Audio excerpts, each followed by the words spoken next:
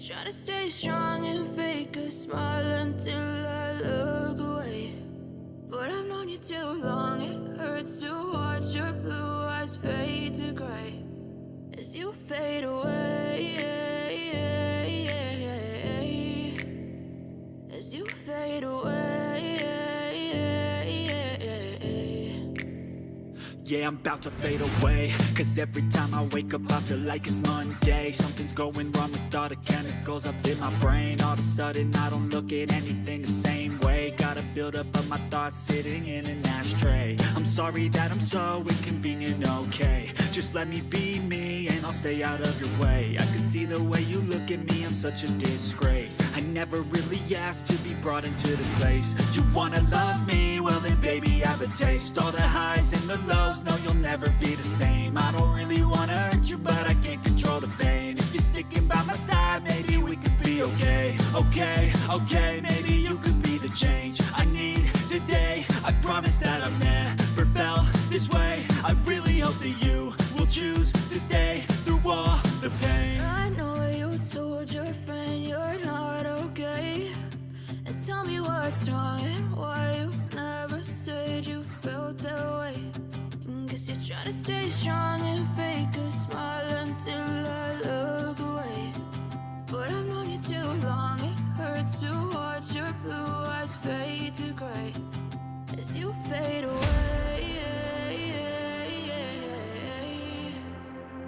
As you fade away. As you fade away.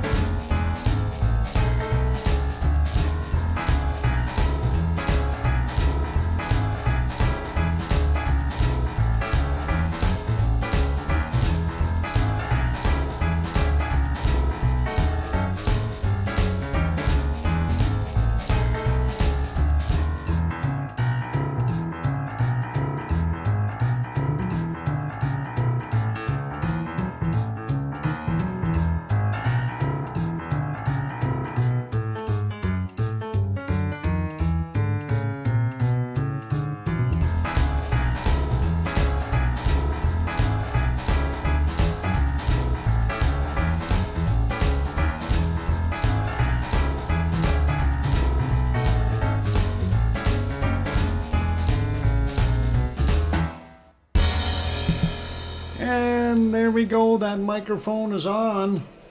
I'm still waiting for Grenzed to show up in front of that camera and wave to us. Grenzed said he's going to be parking somewhere, and hopefully we'll be able to see. And it should be there somewhere. Anyway, welcome everyone. Glad to have you on board. And hang on, I forgot to clear my throat and cough and all that stuff before I turn the microphone on. And thank you for the welcomes from you wonderful people like Sasha and Kevin and Sue Hayes saying, I hear you. And Sharon Stewart says, I can hear you, DrFox2000. And there we go. Welcome on board, everyone. Glad to have you all here today. And let's get going with what? The lava's thicker than gin and juice running down the mountain like a bacon. The Iceland special. No a lie, no faking. All right, that sounds almost comical, but all good. Anyway, welcome everyone. Glad to have you all on board here as we wait for Grenzed to get in front of the camera and start waving. We'll see. I don't know where Grenzed's going to park. There's some parking out in front of the road there. We see a couple of spots open. Hopefully Grenzed will be able to see that. Maybe Grenzed's coming now. We don't know yet. Hiding behind a tree? I see somebody hiding behind a tree. Camera shy maybe? I have no idea. We'll see what happens. This isn't Grenzed, is it? No, going too fast. And maybe parking there. But anyway, adjusting the budgie smugglers. Yeah, maybe that is what's going on. You never know. You never know. Those budgie smugglers down there are very famous. Anyway, I don't know. I didn't say what color the car is. Otherwise, we would have had a little bit of. Let me double check. At least I don't think he mentioned it. And let's see. Traveling south this week. Okay, 1.5 hours down or from around 12:30. Okay, yeah, we got that part. Taupo Township won't get. Okay, let's see. Then again, later this afternoon, temporary residence. All right, we got that part. And okay, I was delayed a bit. Am parked by the main road. Will wave when I drive by the front of Suncourt, I guess. Still have 4 hours to go south. Okay, well, Gren may not be there yet, so let's not worry about it for right now. And maybe I did email back say let us know when you're there, and hasn't emailed back, so maybe we'll take a look then when that happens. All right, blue car came in twice. All right. Maybe a pizza delivery or something. Who knows? Anyway, we'll leave that be for now and get on with our show. So, of course, first person in today was Tom and his seeing eye dog, Pepper. Tom went to the optometrist today and they froze his eyeballs or some darn thing, and I have no idea what was going on there. No different cars. Okay, I will share her bones. Don't tell her that, Tom. She was the one who got in there real quick, and hopefully things will happen. Anyway, we'll see what we can come up with when Gren does get there. So fingers crossed, and hopefully we'll see some action. I think what we'll do though is Hang on, is this, no, somebody putting on a white cap, pulling up as the budgie smugglers. Okay, no, I don't think that's the right person. Looks like an Aussie walking though, definitely. Hey, that blue car's leaving again. That must be pizza delivery. That's all I could think of it being. Anyway, let's go back to our wonderful volcano in Hawaii. Oh, hang on, somebody's driving by slow. You know, I was going to say, hey, they're all driving on the wrong side of the road. That's kind of odd and weird. Okay, that car's speeding away. They just did something. There is a dark UFO in the sky. Yeah, that dark UFO is being towed by a boat, and it's called a parasail. We do see it floating past that screen every once in a while. So pretty cool. Anyway, let's, will blue car just parked, Phil Ode. Okay. Well, I'm sure Grenz will let us know when Grenz is here or there, and we'll be able to deal with things as when the time comes. Anyway, let's get back over to Hawaii. And so, yeah, Tom Pepper, we're the first ones in today. Let's say hi to everyone. I saw the rocket lab launch from the top of the hill today. What I've been trying to make this work for over 2 years. Well, congratulations, Mars 2028. I hope you've seen that. I had a good view. Anyway, all cool. And we'll say hi to Mars and Kevin and Grandma B and Henry and Sue and John Raper and Grandma B again. Oh, we got her already. And Sasha and Cookster Littlefield and Perfectability 999 Brian and Wonky Donkey Trev and Henry Nelson. Welcome all of you. Sasha is here, still going up the list. Phil is back in the house. Of course, Tom and Pepper, and we're the first ones in. We got Sue already. Sharon is here. Welcome back, Sharon. Lizoid also on board. And let's see, who else we got? Linda Schoof, welcome. Glad to have you here. Still scrolling up and seeing who else we got. A bunch of repeats here. So Billy Bob Joe, welcome back. Glad to have you here. And still scrolling up, lots of chatters, which is all right, and we don't mind that. That, of course, is exactly what the chat is for. So we definitely encourage chatting amongst everyone, the lava family. And anyway, still scrolling up, looking for others that may have been hidden within all these chats. And looking. Funny part is I haven't seen too many moderators. Oh, there's one now, a C&D boy. Welcome to the moderators, Arizona Snowman, Piggy, a C&D boy, Gary 24/7 Live, he's at Skies, and Joseph Fields and Lucas Snow, and possibly some others that are in there. And welcome to Hermione Schaefer and Fluffy.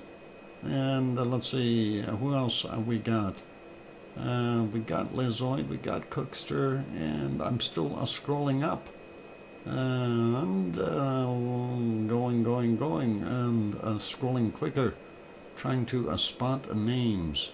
We got Billy Bob Joe already, so we won't mention that name again. Bill Kibble, welcome back from Kansas.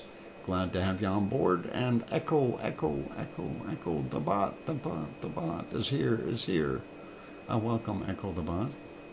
And let's see, who else we got? We got John, Kevin Haynes. Did I say your name?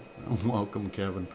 Nancy Buchanan is here as well. And I don't see any others up on the top, but I hope we've got as many as we can find for right now. If I did not mention your name, I do apologize. It might have gone off the screen already at the top. There's a lot of chatters in here today, so we do appreciate that, but I do apologize, and you can always yell at me in case I missed you, and that is all good. And we can definitely say hello to you in the chat. So very cool. And yeah, what's new in volcanoes today? Actually, everything is fairly quiet and not doing too terribly much. Yeah, that's kind of a little bit disappointing, but you know, it is what it is. And we do have those days, so things are up and down a little bit. How did my job interview go? And of course, people are dying to find out. Okay, the interview went fairly well. They love my resume. They love my abilities and knowledge. And the problem we've got is they are not set up yet. They are 2 months away from having things set up for Edmonton. They have set up in Vancouver. They have set up in several other places as well. And unfortunately, they don't have anything as of yet. So what they were trying to do today is trying to figure out how they can keep me kind of busy and preoccupied so I don't go grab another job somewhere else till they get set up, because they do want me because of my experience. So it's kind of, yeah, it's what do, you know, when you live in a shoe? And yeah, I'm a little disappointed at that, but it is what it is. And I did make some other calls today, and no returns on those. So kind of have to take everything with a grain of salt. And there's limited amounts of jobs in our industry, of course, that are available right now. And I'm certainly considering doing some other things. Some of you may not know that I do have a Class 3 driver's license, which is not a Class 1 for tractor-trailer units, but at least a Class 3 for larger trucks and that have air brakes. So I may have to pursue that for the time being. Metal Omi 54, welcome. I'm glad to have you on here. And then they need to hire you now. That's simple. And you know, that's what I said. And they were trying to do something. So they're trying to see if we can get something going. They were thinking of perhaps kind of maybe flying me out to Victoria, out in Vancouver Island, or perhaps Niagara Falls. But that would be for a week's stay. And the problem with that is I cannot drag along the equipment to do my show. So that is kind of a drawback there. And too bad you can't drive a lava pump truck. Tom, that would be really, really good if I could. And that would be interesting. Actually, yeah, most of those are body jobs, and they do fit under my license classification. So that is what we can do. You can do your show from my house. Oh, yeah, that might be a little bit tough there. You don't have enough monitors. Hey, and look at that. Oh, you can't see that. There's a bunch of guys stealing those scooters that we were seeing there. But yeah, they're about to go away anyway, and let's not worry about them. Anyway, let's go and keep on working. Niagara Falls, Ontario is much, much nicer than Niagara Falls, New York, right across the river. Yeah, I guess for the most part. And I haven't been to Niagara Falls in many, many years. I was there in the early 70s and as a youngster. And I do remember the falls, but I certainly don't know what all else was involved there. So what they look like today, and the guys were telling me things have definitely changed out there. But anyway, that is kind of something I was like seriously considering to do a driving a job here in the meantime.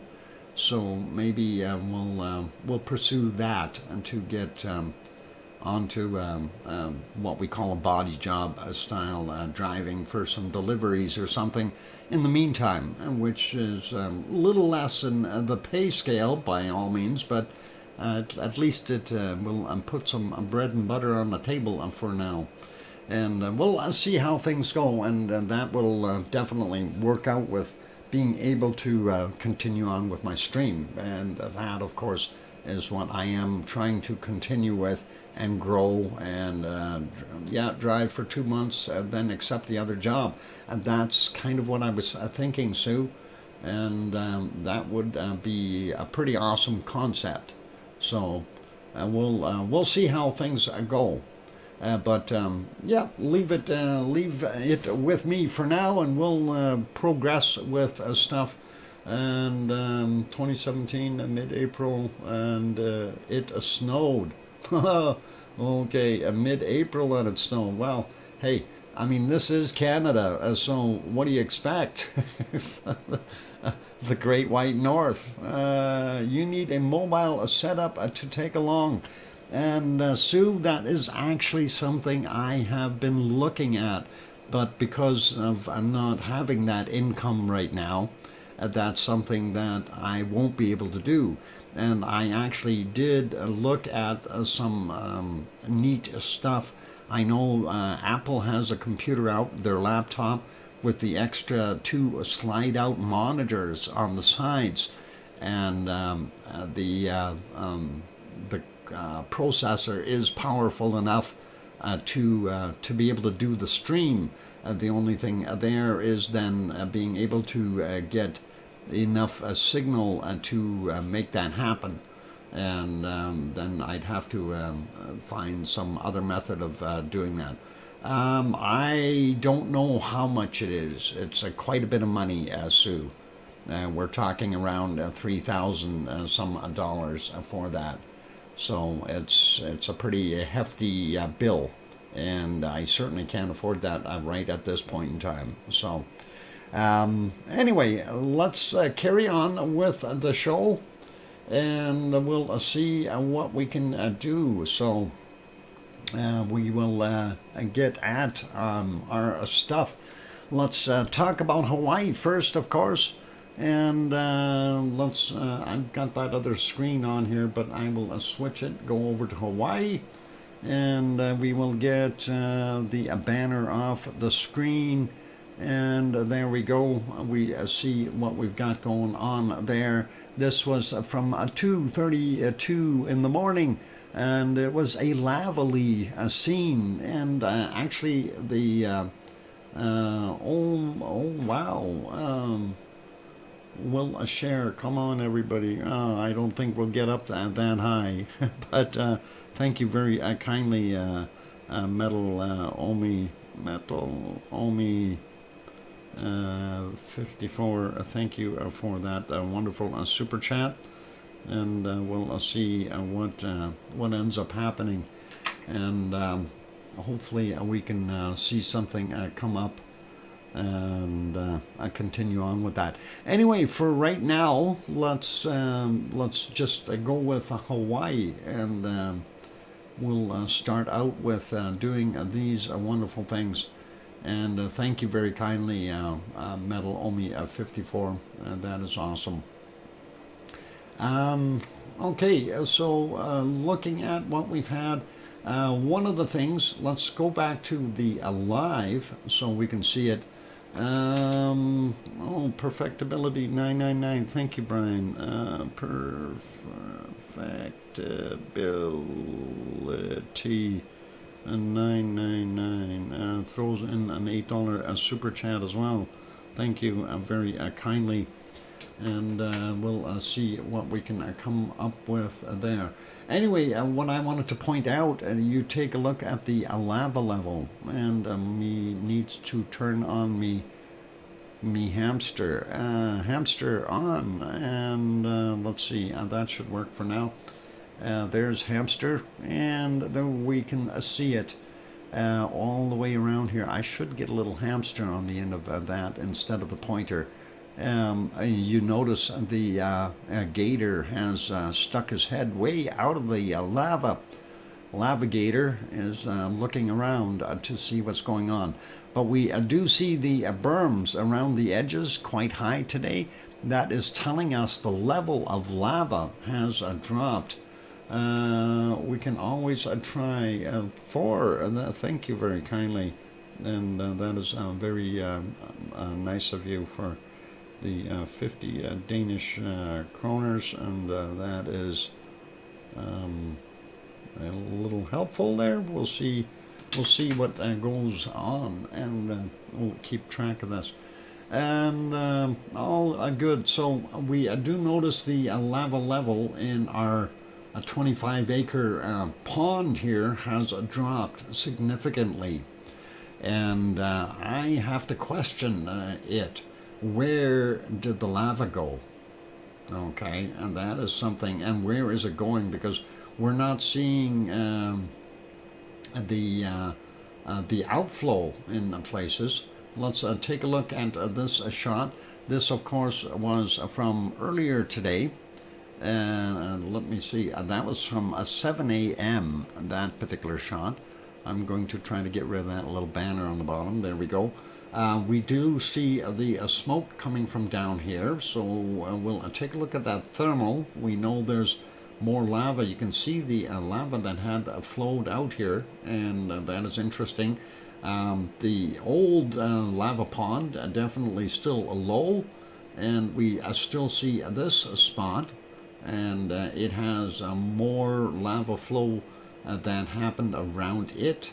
And of course, you can see the 25-acre roughly pond there, maybe a little less now because it looks like it cut off a little chunk here and there, so maybe down to 23 acres. But still seeing a lot of smoke from this right in here, and I do have to wonder that. I'm going to wonder about it. Let's refresh that, see what it looks like right now. This is the current shot. Wow, that is holy mackerel, Sharon Stewart, and thank you very kindly for your wonderful $50 super chat. That will get things going a little closer, and very kind of you to do that. Appreciate the support there, and we'll definitely throw that towards getting a mobile setup. Anyway, looking at this current shot, so we see that the lava in here not quite as bright. Mind you, it's daytime, so we don't see it as well, and we don't see it glowing so much, and that is pretty awesome. And we'll see, you can kind of tell where that lava pond had leaked out over here a little bit on this side. Not that much visible on the other side. Let's take a look at the thermal. This was from about 8:40 this morning on the thermal. And when we look down on the bottom, right in here, we see some of new fresh lava had kind of bubbled up here a little bit. And that was where that smoke was coming up. And we know that we had a little bit more in these spots as well. So very, very interesting, and pretty awesome to see that. And we still see there is some lava in the Hornito, as well as over here in the toe. And of course, you can see what I was saying here about that had a little more outflow from this little vent here or spot. And you can definitely see the recent outflow patterns from our 25-acre lake, and the older ones in the back here that it had developed a couple of days ago. And Duchess of Elements is here. Welcome, as well as Storm Chaser 1211. Glad to have you on board. And that is pretty cool. Let's refresh that to a current shot and see what we get. And not that much different, a little cooler. We do see a little more outflow that happened right here, and that is interesting. I don't see any more coming from our little puddle, and don't see too much in the back. We do have this little extra lip that it developed back here, so maybe it did flow just a tad a bit there. Let's look down in the front. That has cooled off again, so no really fresh stuff down on the bottom here, at least not that we can see on the thermal. And that is pretty cool. And let's take a look. This one is from 10 a.m. The previous shots that I tried to get earlier ones, but this smoke was right in front of the camera. You just couldn't see a darn thing. But again, you can see the outline of the lava berm is fairly high. We do see that this area right here is fairly low, so we did have some outflow right here. And again, here we see the wall. We see the other lava rock fairly high out of the lava as well. And we can see that the side here has a fairly large wall built up. So definitely continuing to spout out lava though. That is pretty cool. Let's put that to a current picture. Hopefully the smoke won't be in the way. There we go. And yeah, it looks like it may have flowed out here a little bit more, and possibly over here as well. So nice to see that it is getting there. And you can definitely see that curvature here. It's much lower on the edge than it is up here where the lava berm is. So the area here, if it pours out, it's going to try to fill up and level out those areas. And it is all the way around. You can see that it goes much lower. So this center piece is a lot higher than the rest of it. Let's see what we got. Wasp nest. Yeah, in a way, kind of does. And I don't want to see the big wasps that come out of there. That would be dangerous. And let's leave Hawaii be, though. I know there were some quakes there, but it is pretty nice looking, though, right now, since we don't see all that smoke in there. And that is pretty awesome. And our navigator is sitting pretty, looking around. I'm just waiting for it to take off and go after something. But I do want to take you over to Mount Etna, though. And I do have something to show you there. Right now, of course, visibility at Mount Etna is next to nil because it's dark there, of course, 1:25 a.m. in Sicily, and there you go. That is what it was looking like. Now, I don't know if we can go back far enough to be able to see what was going on. But I'm going back about 12 hours here, and very hard to see in this shot. We do have more lava coming out in here, which is kind of nice to see from our event at the 2,800 meter mark. If we go over to this shot and do the same thing, it is just about impossible to see it. But I do have a little bit of video. I'm gonna just yeah, there you go. They had zoomed back out because it was such a poor shot. Let's leave that be there. I do have a video that I want you to look at first, and then I was creative, and I have 3 minutes until Pepsi time. There we go. Anyway, this very early morning, from about 6 onward, they were zoomed into the lava. And this is just like a minute and 15 seconds long as we go into daybreak, just to give you an idea what it looks like. Now, not only the lava there that I want you to pay attention to, but look at that one pattern on it looks like an eyeball there on the mountain with some little streaks going by.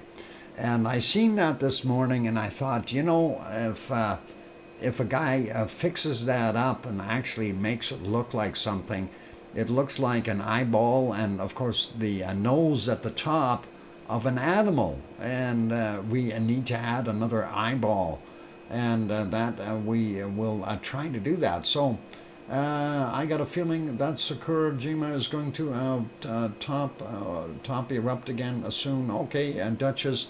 Anyway, this is what we were seeing there from our wonderful Etna this morning, and it's only, I think, about an hour and a half that I captured.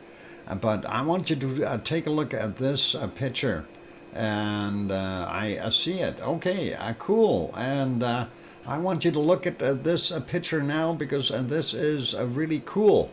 This is my creative artwork, and now have a look and see what you see. If you're looking at it, what do you see, you guys? It looks like something looking up into the air. And that is a pretty cool shot. I had to add that extra eyeball. I basically copied the other side and then reversed it and added it in. And I thought, hey, it's a fox looking up. And yep, it's a fox looking upward. And we can, because of my talents here, we can make that a fox look downward for those who can't see that face yet. So there you go, and the sky is now on the bottom, and that's a little bit of a creative photo artwork, and I thought that is pretty cool. A snow fox, yep. For me, it's a cat. Phil, could be a cat, but I think we got a fox happening there. And I wanted to add a little bit more, but I thought, you know, this is cool enough. And just to give it a little bit of something to kind of make people think. And yeah, the shot there, the eyes on Etna is basically what I called that shot. And we'll go with a fox. Okay. And I thought it was kind of neat, and I just wanted to share that with you guys. And, you know, it was a 10-minute work of art, and it looks pretty cool. And you likely will never see that kind of thing again on there. So I just thought, you know, the opportunity is right, let's do it, and that's what we ended up with. And hopefully that is appealing to you guys, and that is a kind of a nice thing to have done. And on that friendly note, though, let's leave Mount Etna, and we will leave our fox looking into the sky. And we will go put it back into Kilauea, since that is the only thing that's bubbling right now. And I am going to go take a break, so please stick around, good people. And for those who have not yet hit that like button, of course, our shot is to try to get over that big 100 mark, and hit that like if you're enjoying the show. Also, if you have not yet subscribed, sitting on the outside looking in, please give the subscribe button a quick bop, and help us out that way, grow the channel, and become a part of the Lava family. Joined in the chat, and welcome Cananaskis country, I see you in there. And on that note, I am your host, DrFox2000. Gonna go take a break. I will be back in 5 to 7 minutes. Keep smiling, and don't go away. There's more to come. Thanks.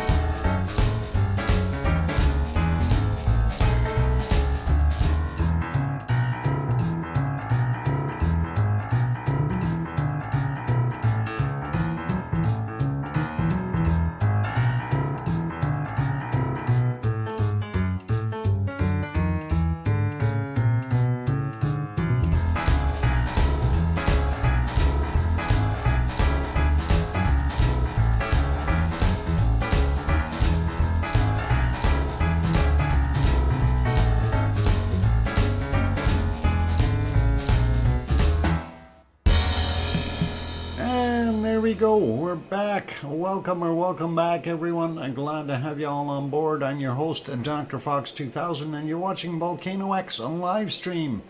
And I'm kind of glad that we put it back on this one. There's some pretty interesting looking little lava spots on there. Cool stuff to see. And I kind of like that. And when we look, we see this spot here. Looks like an overflow was about to happen, but it didn't, and then happened here as well. And we're seeing these extra little patches, kind of neat to see. Maybe it's picking up steam again, or hang on, is that lava? It's picking up nonetheless, and that is always nice to see. Anyway, I'm trying to find where my next screen is, and I think I may have located it. And it is, let's take a look at Iceland. Where, oh, hang on, I clicked on the wrong one. Iceland, where are you? No, that's the earthquakes, that's the harmonic tremors. I know it's here somewhere. I will find it. Ah, there it is. Iceland. And there we go. Let's switch over, and we'll have Grenzed parked yet? I don't know. Grenzed hasn't emailed me yet. I'm still waiting. I did message Grenzed there with the email saying, hey, let us know when you're there, because we will definitely switch over and have a peek. Anyway, Iceland, not the greatest of weather today. Let's go back about 10 hours just so you can see. It wasn't that bad, but it wasn't that great. And there you can kind of see off in the distance. The clouds were hanging fairly low, and a little bit of blue here and there, but not the greatest of days for those good people. We'll see what happens in the future, but I know it was kind of, they had some rain come through and stuff like this. And let's see there, you can kind of see that over here as the clouds moseyed on in and did their thing. The snow-covered hills, but it's getting washed away. And if you look down on the front here, you can see that area that yesterday that had snow on it again. Is now again missing that snow. So they've had some more rain and that warmer weather with the warmer wind currents blowing up the Gulf Stream there, and that is kind of what they were getting. So it looks, yeah, slushy, rainy, and that is exactly what is going on there. Let's take a look at some of the other views, and of course this one. They still haven't fixed that camera. I have no idea what they're trying to do with that. But if we go back and look at it in its small mode, we can see that there is a little bit more grass visible again. It's not white anymore. And the snowbanks here on the sides are still quite visible. But it's hard to tell what the rest of it's doing.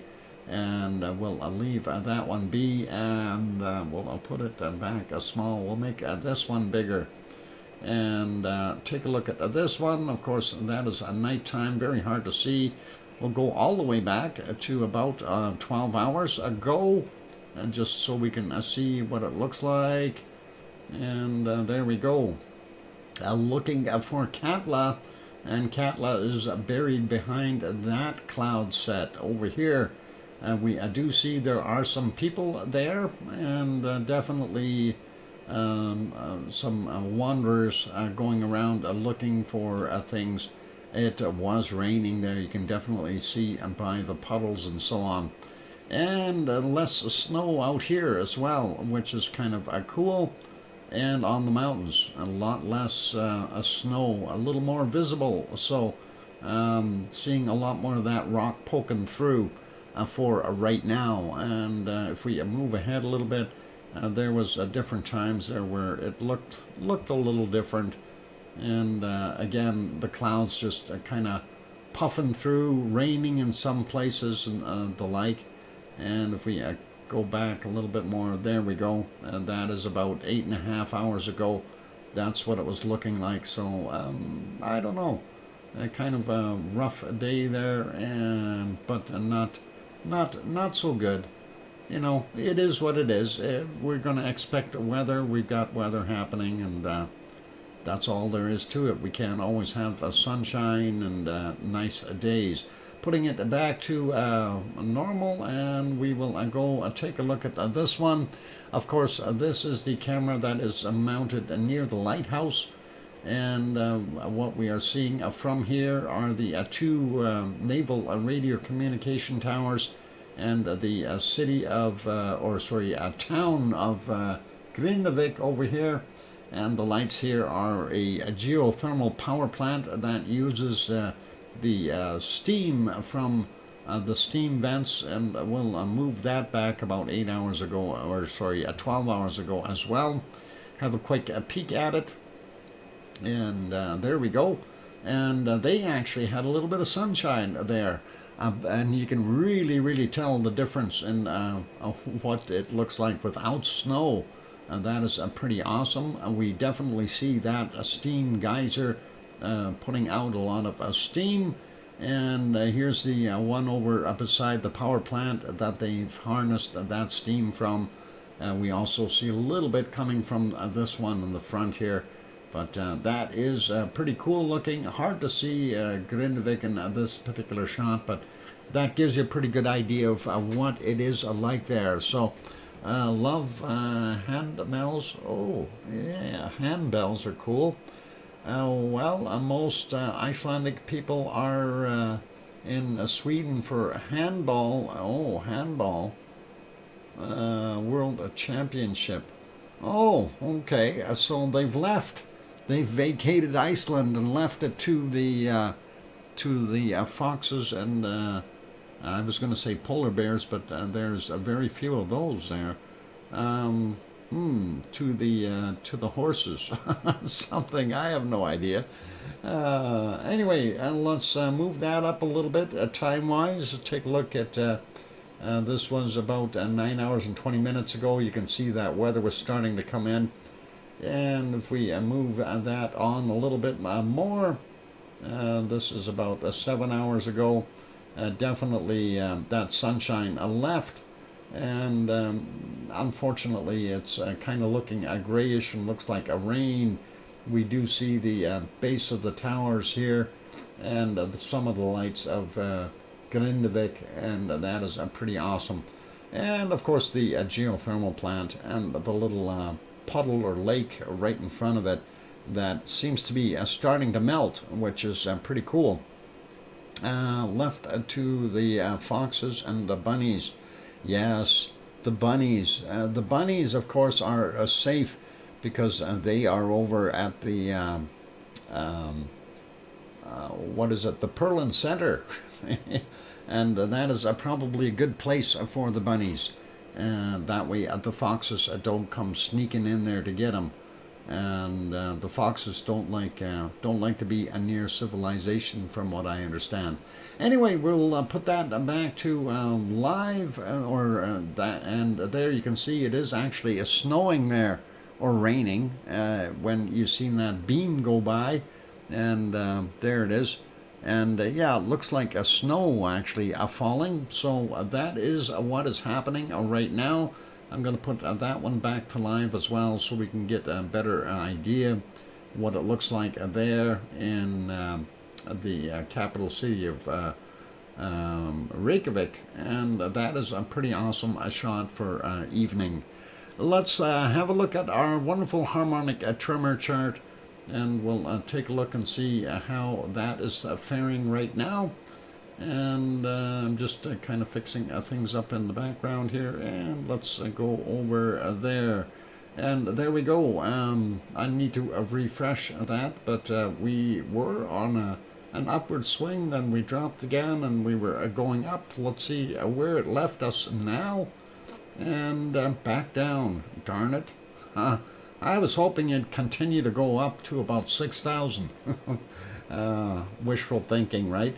But that is what we've got there for Fregada Fjeld area, which is, of course, our Ragnar and Siggy Fisher area there. And unfortunately, I'm not seeing anything too wild. And if we go scroll down here, we'll stop at Grenzy for a second, see what that one looks like. It went way down and bottomed out and came up a little bit, and now it's going kind of sideways. And kind of doing the same thing up top here. So a little bit more tectonic movement, I think, than what we had. It looked like it stopped for a bit and regained its composure. Of course, nothing on the Grindavik monitor or sensor, so we'll leave that one be. And Kristevik is the next one that we'll have a quick peek at, because that is to the northeast of our Fragadalfjall, and that will give us a little bit more of an idea what may be happening in our area. And yep, they're up and down and doing the same thing. So still a downward trend, unfortunately, and that is what we've got. So let's pop over to the earthquake map, and we'll take a look and see what we've got going on there. Let's see why I'm so zoomed in. There we go. And we do have 45 quakes in the last 24 hours.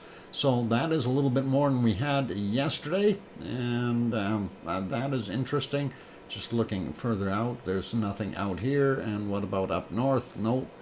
So we don't see any big ones running around there. And let's zoom in here. We'll start down on the Reykjanes Peninsula, actually out in the water. This one from 2201, it's a magnitude 1.2, 9.5 kilometers down. This one very close to the lighthouse. If we zoom in a little bit more, the lighthouse is where? There it is. There's where the lighthouse is located, and that camera. So this one is not too far away from it, and that would be to the north of it, I guess. 11:45 a.m. 0.86 and 5.6 kilometers down for him. And of course there is Keflavik Airport, Keflavik, Reykjanesbær, Yardvik, and Grindavik right in here. And if we zoom in, we can see where the Blue Lagoon is located right there, and the power plant. So pretty cool, pretty awesome. And sliding over, and of course this outline here, that is our Fragadalfjall area in here. And if we zoom in, this is where Ragnar lives, and that is the Siggy Fisher. So pretty cool. Anyway, going over Kristevik over here, I had a few little quakes close to it. 0.98, 4.2 kilometers down, 8:35 a.m. Then we've got a 0.88, 6.6 kilometers down from 4:39. We've got a magnitude 1 here from 11:43, 5.3 kilometers down. And the next one is a magnitude 0.53, 7.3 kilometers down, and that was 11:51. If we zoom out a little bit and get to the next ones, we see this guy here from 3:46 a.m., a 0.47, and that is 5.9 kilometers down. And then we've got this guy, 0.2, 5.2 clicks down from 2059, 0.2, 2.8 kilometers down from 1732, and the one hiding behind it from 2344, a 0.3, and that is 4.9 kilometers down. And let's carry on. A little bit of activity over at Katla again. There's a Katla. This is the caldera for Katla, the outline. But we do see some quakes, so let's have a look at them. A 0.3, 1.1 kilometers down, and 1942 is the time on that one.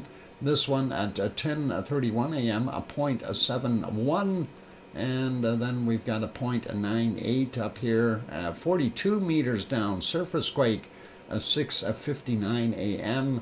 This one here is 5.3 kilometers down, a 0.8 from 8:19 a.m.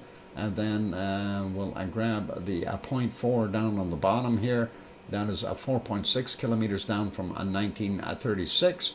And then the bigger one, of course, the 2.58 in magnitude. surface quake as well, and that was at 1:15 a.m. And that is pretty interesting to see a larger one on the surface like that. Let's carry on and go over here, and where are we? This is Grimsvatn, and Grimsvatn had a 0.95, 7.3 kilometers down, 5 a.m. And we move up a little bit further north in between Grimsvatn and Bardabunga. We do see these here, 0.59, 1.5 kilometers down, and 3:20 a.m. Then we have this one, 0.68, 11.7 kilometers down from 7:56 a.m. Then we've got a from 7:56 a.m. as well, 0.3, 1.1 kilometers down. And then the latest quake that happened there, it's got the little red dot. That's the brand new one. That is on the 25th. My future, possibly some of yours from the past. Thank you for the 5-minute warning, Tom. 0.8, 500 meters down, and that is 53 minutes after the new hour. Looking at Astja, and Astja had a few little quakes. 0.09, very small, 5.8 kilometers down from 1424. Then we've got this guy over here at 1.12, 3.4 kilometers down from 5:38 in the morning. A very small 0.15, 2.2 clicks down, and 15:10 was the time on him. And then we've got a magnitude 1.78 from 3:44 a.m. and that came in at 3:31 a.m. Sliding over a little bit more, over towards Hedebreit, we do see this one, 0.27, 6.8 kilometers down from 13:59. Then we've got a 0.66, 5.9 kilometers down, 7:03 this morning. And this 0.43, 7.1 kilometers down from 13:39. The other one beside it, 0.7, 5.9 kilometers down, 11:37. And then we've got another 1.9 or 0.19, 8.8 kilometers down, 6:24 a.m. A 0.22 from 4.2 kilometers down, 15:09. 0.7, 3 kilometers down, 15:09. And from 2018 we had a 0.1, 5.2 kilometers down. And this guy up here, 0.19, 4.6 kilometers down from 12:01, just after lunch. He came up for lunch. And then we've got this guy here, a 1.43, 6 kilometers down. 10:27 was the time on him. And then a 0.18, and that is 10.5 kilometers down. And there we go, 9:50 a.m., 0.6, 4:28 a.m., 3.1 clicks down. There may be another quake. No, yeah, there is another quake underneath it. 0.3, 4 kilometers down from 4:28 a.m. And Mars says I have to go. Okay, Mars, you take care, and we'll see you on tomorrow's stream, we hope. Anyway, 20:58, we had a 0.9, 5.5 kilometers down there. And getting closer to Grimsey, we had a few. 1.19, 6 kilometers down, 3:03 a.m. 19:32 is this one. 1.1, 6.2 clicks down. 0.97, 9.4 kilometers down from 3:07. And then we had 3:03, 1.25, 9.8 kilometers down. A little closer to Grimsey, 1.3, 5.6 kilometers down from 1749. And let's see what else we got. 2 more, and we'll get those before the break. And this one was from 3:23 a.m. Magnitude 1.45, 2.8 kilometers down. And over here we had a 0.73, and that is at 10.3 kilometers down from 7:44 a.m. That's all of your quakes there, all 47 of them, and that's it for right now. So pretty cool. And what we will do is We'll head over to our next location after the break. For right now, actually, I'm going to put it back on here. This is, of course, Kilauea's wonderful Helemaumau crater, and what you are seeing is the lava fountain. As for those people not familiar with this scene, that is in Hawaii, the land of mobile studios and 2 pineapples.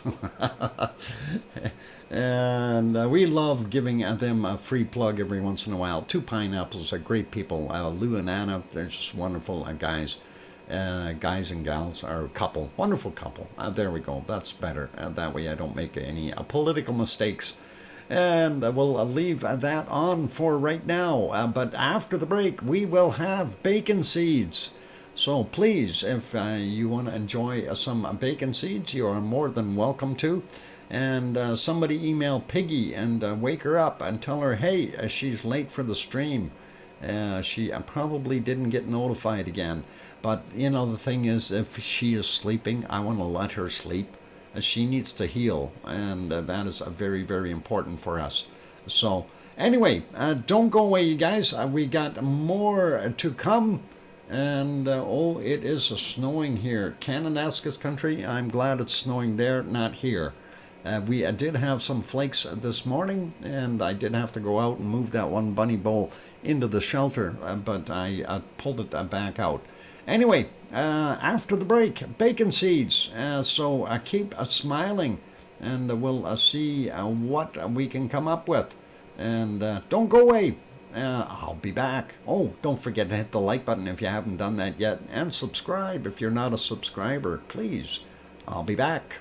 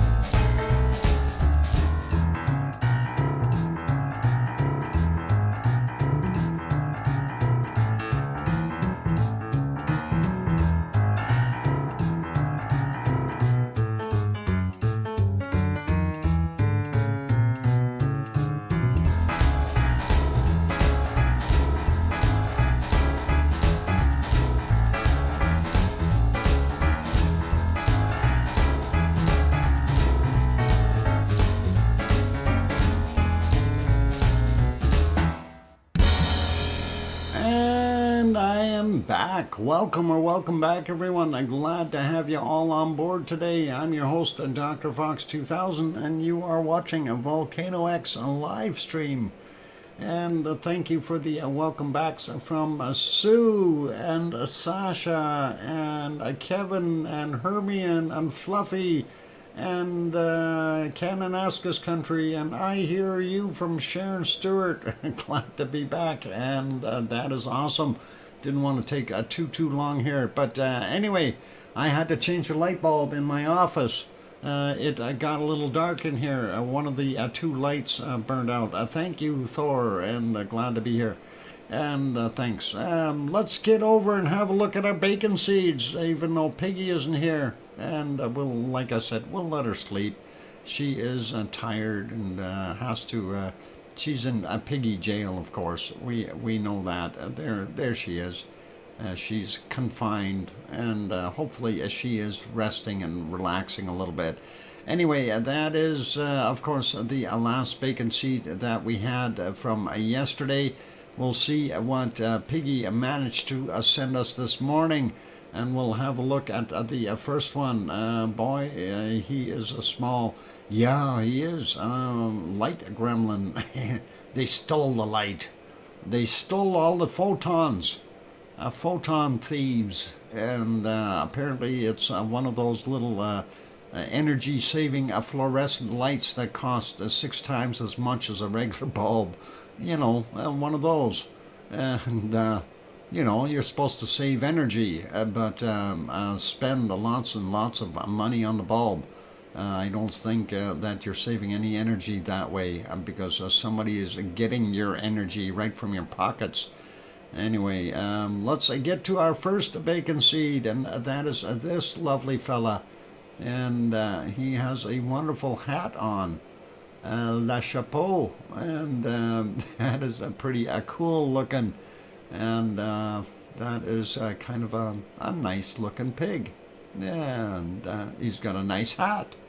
I should get a hat like that, a ginger, yep, patio piggy. Patio piggy. That would be appropriate. And let's get to our next one, and that is this guy. What do we call him? The quarterback of Notre Dame, or something like that. And he's going hup, hup, hup. Or is that oink, oink, oink? Oh, something like that. I guess oink, oink, oink is what they would say. Baha with that shirt. Ah, okay. Bama. Bama. Bama. All right, that is a Bama shirt. Anyway, that is all cool. Let's see what our next wonderful bacon seed looks like. And oh, look at how small that one is in comparison to the boot. That is a little Roadrunner. And that is a very small one. And yeah, nice looking though. Pardon me. And we will carry on here. And let's see, what a spotty and a pink. Yep, a spotted pinky pig. And we'll see what our next one is. And there he is. He is looking over the glass barrier that is keeping him caged in. And he looks cute. He's got a shirt on too. I wonder if he's up in the bleachers watching that game, perhaps, where the other ones are going oink, oink, oink. And hamming up. Yeah, him. Yeah, definitely a nice looking little guy as well, and knows how to stick his nose over and have a look at you. I remember when the remote was kicking my brother until he got up and changed the channel. Yeah. Yeah. Yeah, when a remote was kicking my brother till he got up and changed the channel. I remember those days, and Yeah, that's a long, long time ago, Thor. Next one on our list, second from our last, and whoa, hang on. This is a pig impersonator. What do they call it? Pigimator? This is an impersonator. This is not a pig. There is something wrong with this. Alpha snout. Yeah, it's definitely a pig impersonator. And definitely not a real pig. I don't think this is going to fly. Well, maybe with those ears he might be able to. Definitely has a tail too. Look at that little pink tail hanging out the back. And that is all cute. It's a dash hound. Sasha, how do you know it's a dash hound? You can't tell. It's got a costume on. Oh, it is Alf. Alf the pig impersonator. And that is cool.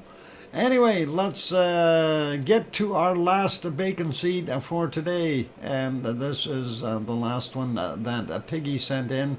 And it's a whole tribe. And it looks like a mama pig has got her little ones out there in the mud puddle.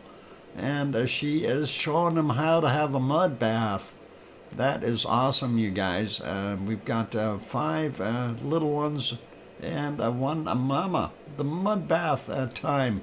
And you know, when you look at that, you see that little one on the front left there.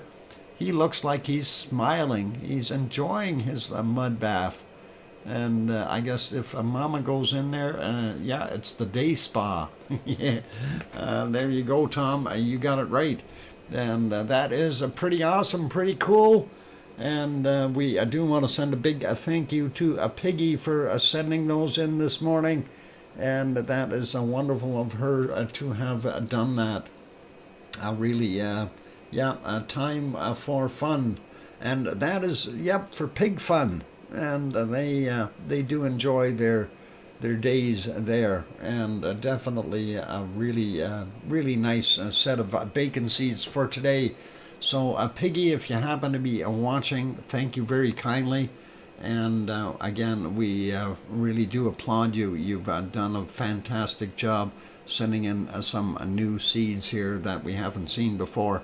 So thanks, and hopefully you'll pop into the show later, maybe, if you wake up. But if you're sleeping, please continue to sleep. And just to close your eyes, listen to my voice, and go back to sleep.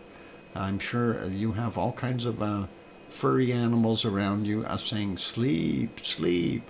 All right, let's get on to our next volcano, or something that is of that nature anyway. And we are here in the Azores. And of course, for those who aren't familiar with this is on St. George. And of course, here's one of the little towns. This is the harbor all lit up. We do see the lights of Pico Island that runs along there. For those who are not familiar with this, let's see. And there it is. That's what it looks like during the daytime. It was very, very rough looking there today. This, of course, is not today's picture, but I did check earlier, and it was quite rough. And let's see what the other one looks like. This is the cove, and hard to tell. We are already past the witching hour, so our pumpkin has already turned into a carriage. But that is what it looks like during the day on a fairly rough day, with the winds blowing all those waves in, and that's kind of what we're seeing there, and that's what it was like earlier. So that is what we've got. But let's go over and take a look at the earthquakes and see if we had any, and it looks like we had one quake for today. And I will make that screen slightly larger. There we go. This map, of course, only for St. George, that island right there. And when we click on that, we can see it is a 1.5 from 2144. And it doesn't show us a depth on here, but we will take a look on the other map. and see what it had. And I'm going to have to refresh that one, and we'll see. We've got to make it bigger and bigger. There we go. And we'll get those ads out of there. There it is, 4 hours ago. 1.5 is what they're calling it, and it is a surface quake. So that's all we've got there. And the other one just down here off of San Miguel Island, if I'm correct, and that is 43 minutes ago, 2.2, and that is also a surface quake. Let's just zoom in a little bit. It's, yeah, slightly off the island, and that is what they had. They wouldn't have felt that. That's too small. And that's it for quakes in the Azores. If we zoom back out, you can see where you actually are there in the middle of the Atlantic. And actually, let's go back out one. There's Iceland. Of course, the mid-Atlantic ridge, which really from here to here is called the Reykjanes Ridge, and of course the rest mid-Atlantic Ridge. And if we zoom back in, that's the East Azores fault, and of course Portugal and Spain and Ireland and England and Wales and France over here, and of course on the other side you have Newfoundland and Nova Scotia, and then down here Florida, just so you get the idea of where you are in the middle of the Atlantic Ocean. And we'll leave that one there. Let's go to our next shot. Okay, I need to fix that. Where are we here? No, hang on, I need to see what that looks like. I'm having a hard time finding it. Where is it? That's not it. That's not it. That's not it. That's not it. Okay, I've lost it. Oh no, I've lost Popocatépetl. What is this one? No, no, no, no, no. All right, I'm baffled. Oh, never mind. I found it. There it is. That is a Popocatépetl. Look, a UFO. Let's make that bigger though. We see it flying by. Long, skinny, cigar tube shaped UFO. There we go. Anyway, how come that's so grainy looking? I guess it's because it's nighttime, and that is what we see right now. If we go back a little bit in time, we do see the sunset shot. Popo was very quiet today, and not as many bursts out of it at all. And we do see it puffing a little bit, nothing serious. And I'm just trying to see if we can even see any plumes coming out of it today. Ah, yeah, we did find one here. This is a few hours back, though. 7.5 hours ago. Pardon me. And there you can see it. That is at 11:35 a.m. And again, I'm advancing it to 5 seconds at a time here because it's otherwise a little too slow coming out. And that's all we've got. So, hey, C&D boy, saying a good night to Wonky Donkey. Good night, Wonky Donkey. Sleep well, Trev, and have a great evening. Anyway, that is all we've got from there. It had a couple other little puffs, but nothing major. Getting back to the earlier hours, 6:27 a.m. That's kind of a eerie looking sky. And then prior to that, I think we had one pop in the night shot here. Let's see if we can get to it, and that would be somewhere right around here at 4:05 a.m. And we'll see if we can advance it just slightly. And that is working.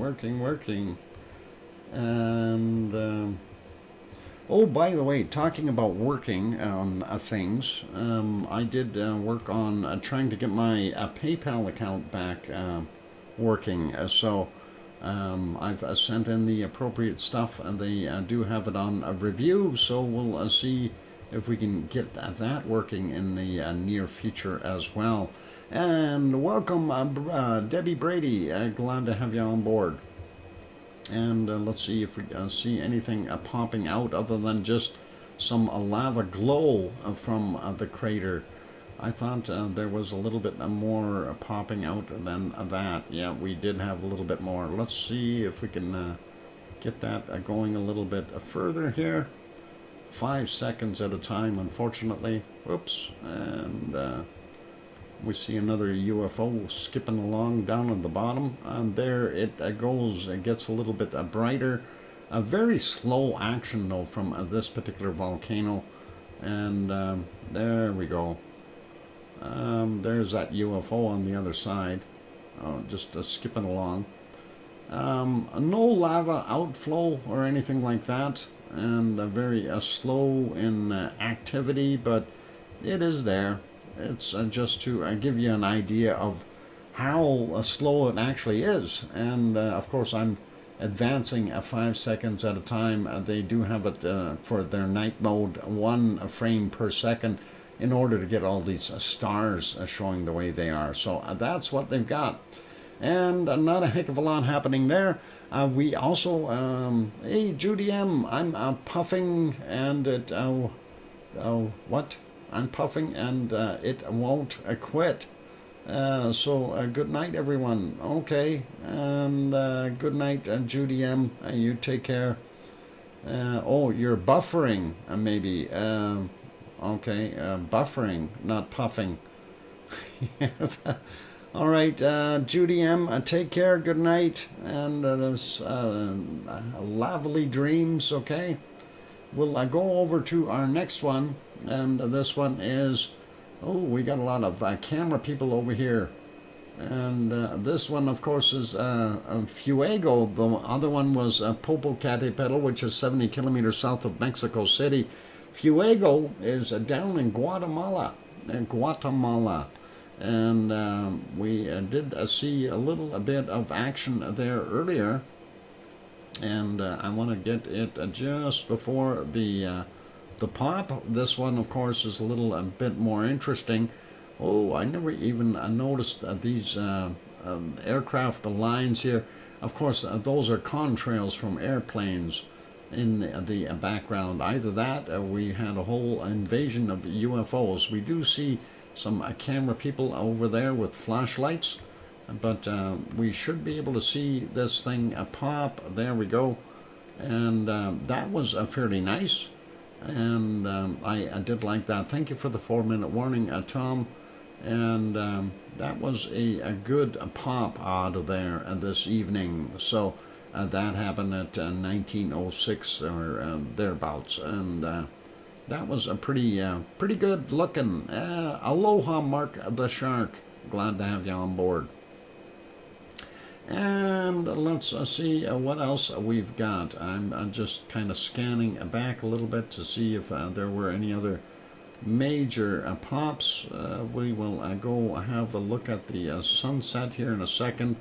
We'll let that one sit for a minute, and just so we can see that. That does look very nice, and we do like it. So pretty awesome. And you can see the people over on the hill with their flashlights and stuff taking photos. And of course it would be better if the lava was going on the other side, but actually it's probably better it blew off on the side it did. Otherwise it'd get over onto those camera picture takers over there. Anyway, let's take a look at the sunset. And this is a reflection and not a UFO. And that is a pretty awesome shot, though. It does look like a UFO. And we do have a bunny that just came in to eat. So that is all good. And let's see if we can find another spot or two where we had some popping. This is earlier, very, very small little puff, nothing major. And again, like I was saying earlier, it was a really quiet day in the volcano world. Really very, very quiet today. let's see, right about here this morning, 10:45 a.m., we see some smoke, and again, a tiny little puff coming out. So not a heck of a lot happening, unfortunately. And let's see, if we go back all the way, yeah, we're not seeing nothing. And that is kind of a shame that that is doing what it is. Anyway, after the break, we will go and actually, I'm going to email Grenzed again and see if where Grenzed is. Maybe if Grenzed is driving, it's always difficult, I guess. But we'll see what happens. Okay, for right now, we'll go back to our wonderful Hawaii. I am going to take a break, so I save my voice. And I'll do a quick email to Grenzed, find out where Grenzed is at. And on that friendly note, keep smiling, everyone, and we'll be back. For those good people who have not yet hit that like button, if you're enjoying the show, by all means, give that like button a quick bob. That would really help out. Also, for anyone who has not yet subscribed, do consider subscribing if you're sitting on the outside, and that'll be pretty awesome. On that friendly note, I'm your host, DrFox2000. I will be back in about 5 or 6 or 7 minutes. Don't go away, and we'll be back. We'll be back. Oh, we got 2 bunnies eating now. I'll be back.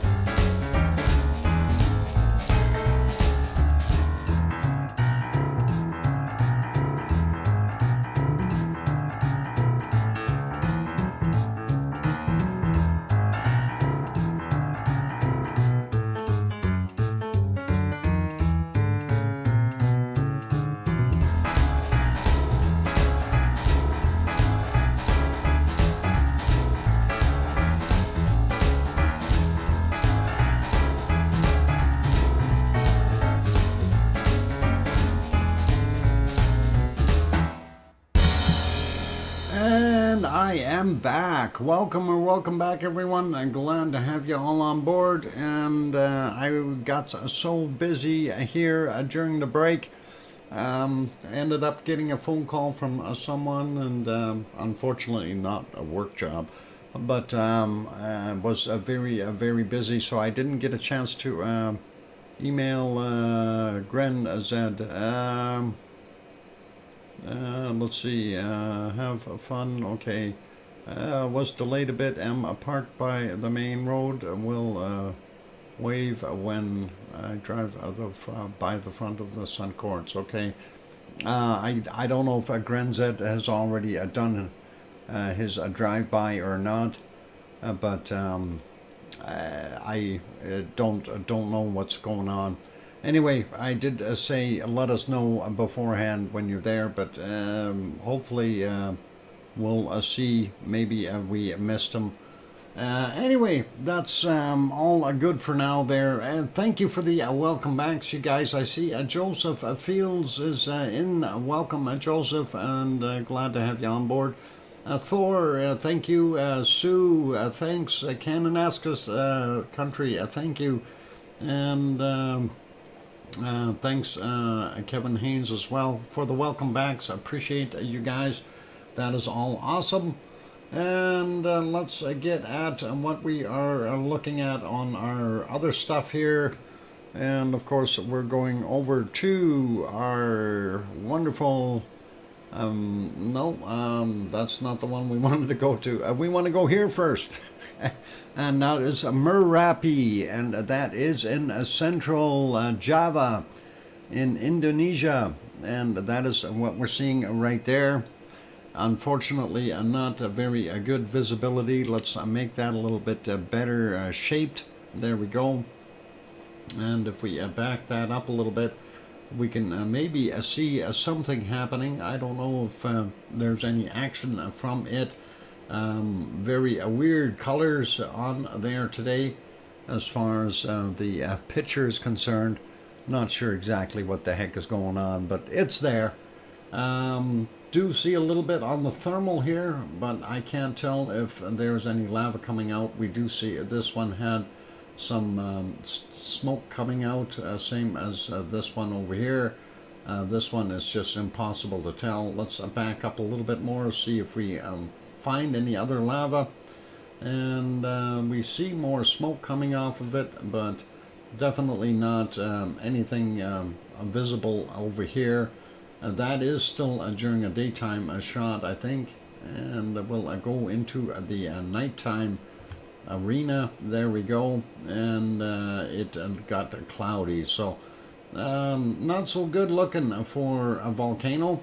I wish the pictures would improve, and that is a little bit better, but again, we're not able to see anything in here. Just a little bit on that thermal, so kind of a hot spot there, but nothing visible right in here. And if it is spilling out, it's kind of crusted over and very non-visible. Anyway, let's move on. We'll go to our next one. This, of course, is New Zealand, Mount Ruapehu. And it was raining over there, and I don't think we're going to see a Mount Ruapehu at all. Yeah, I'm trying to find a spot here where it looked a little bit better. And poor Grenzed having to drive all the way around over into that area. And it looks like it is rainy, so Grenzed may be having some issues that way. But yep, definitely that was about 2 hours ago, and this is just about an hour ago, so not so good. And if we go here, we do see the base of Ruapehu, but not a heck of a lot more. And back to a live camera shot and more clouds, so that's what we've got. And Sharon Stewart, I missed your I hear you, DrFox2000, but I see it now. And let's get on this one. This, of course, is the seismic tremor chart for there, and we do see a little bit of activity happening at Taupo. And Taupo, that's of course where we were supposed to see Grenzed, but we don't see it. Full Circle, Florida, greetings, and glad to have you on there. Hello, oh great one, to large holes on top of the mountains. Oh, the great one, yeah, to large holes, and I get it. You're talking about those things called calderas? Yes. Multi-calderas, and that is also awesome. Anyway, we do see a little bit of seismic activity there. That is interesting, and that started kind of halfway through their days. So we'll see what goes on in the future. And let's go back over there and see. Do we still don't see a Grenzed? Grenzed parked somewhere and waved, and then drove by. I don't know. Grenzed also was taking some animals along, I think. So I don't know if we missed Grenzed or if he just drove by or what. But it's.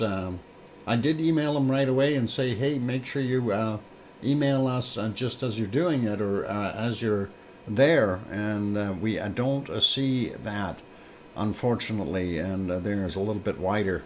And that is what we've got. So that's a kind of neat. Anyway, the caldera for Taupo, of course, is the entire lake for those who are not familiar with it. And of course, our other volcano that we were just trying to see, you see the hill here, this one in the back, not this little guy, but the bigger one in the back. It's behind that on this side, and that is where our Mount Ruapehu is, and we didn't see it. So but Sue provided us with a little bit of an update there for this, and let me see if I can get that on the screen. A White Isle volcano in New Zealand, constant venting of gas and steam emissions, no ash to be detected. That is a kind of an interesting photo there. Of course, it's right now apparently got a little bit of a lake inside here. Last time I looked, it was fairly dry. And since no significant activity has occurred at the volcano since last update, GNS volcanologist completed a gas observation flight on January 16th, and about SO2 and CO2 emissions. A regular weak to moderate gas and steam plumes continue to emit the same vent locations as in December. And so approximately 37 tons per day of SO2 and about 780 tons per day of CO2 gas emissions. And let's see, over the last 3 months, blah, blah, blah, just reading that, has detected a minor 1 centimeter subsidence in the vicinity of 2019 eruption. Okay, so 1 centimeter, it's gone down a little bit. That's not very much, but that is what we were seeing. Make that picture a little bit bigger so you can enjoy that a little bit. And you can definitely see the gas plumes that are continuing from there. This is White Isle volcano just to the north of New Zealand and north of the North Island on its own little island. And at least it's made that. There it is from an aerial shot, and it says continuing degassing from the event area as seen from space on the 20th of January. Sentinel-2 had reported that. So that's actually a pretty good picture from space. And thank you, Sue, for sending that one in. Do appreciate those, of course, and that is always nice to have that extra information. So thanks, Sue. And yeah, awesome. Let's see what else we got. Okay, I do not believe this has anything to do with volcanic eruptions. That was in Greece. And hang on, is that Poppet from 2011? I don't know. I hope that's not Poppet. Cat parking in a chimney in La Village. And that I hope that's not Poppet. Let's see what else we got. That is a nice shot. I wouldn't mind living there. A little too close to the water though. I want to be up a little higher. And that one, of course, it doesn't say which volcano that is. It does say that it's a lava fountain, and that is pretty awesome.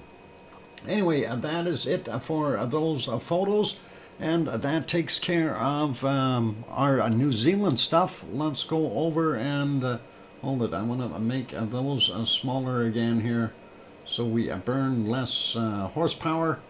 And we will go over to where is it? Semeru, and make Semeru bigger. There we go. Semeru, unfortunately, we're not seeing too much of it right now. And what we will do is make that a little bit bigger. There we go. And let's go back and see. It did show a little bit earlier as far as being able to see the volcano. I don't know about seeing lava. There we go. And that was from 7:42 a.m. There might be a little bit of a lava in one of these shots. Like I said, today has been a fairly quiet day as far as eruptions. We do have a little bit popping out here. Let's see if we can get that advanced. And that should be about 6:07, 6:06:30. There we go. You can see a little bit up top there. Not a heck of a lot coming out of it. A fairly quiet day again, and not much we can do with it. And let's see. That is about it on that one. Yeah, looking at it, it looks very, very slow, and not much there. I want to see if we can go back a little bit further. There was a little bit of a lava showing if we look at this, and they had it in a black and white mode. Definitely see the lava, and I don't know if they had the camera turned off or what the heck the scoop was. If we go back, it was a color still, and this shot here at 3:15 a.m. You can see a little bit of a lava up in the top of the caldera. Not a heck of a lot. Going back a little bit more, we did have a little bit of a plume here, and a little bit of lava coming up and out.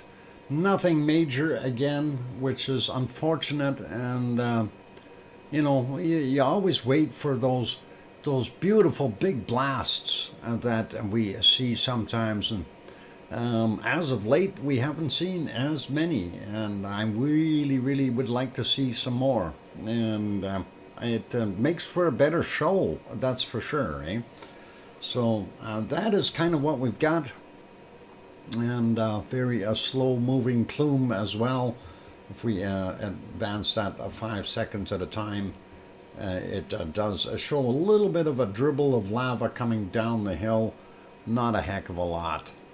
Not getting very excited about that eruption.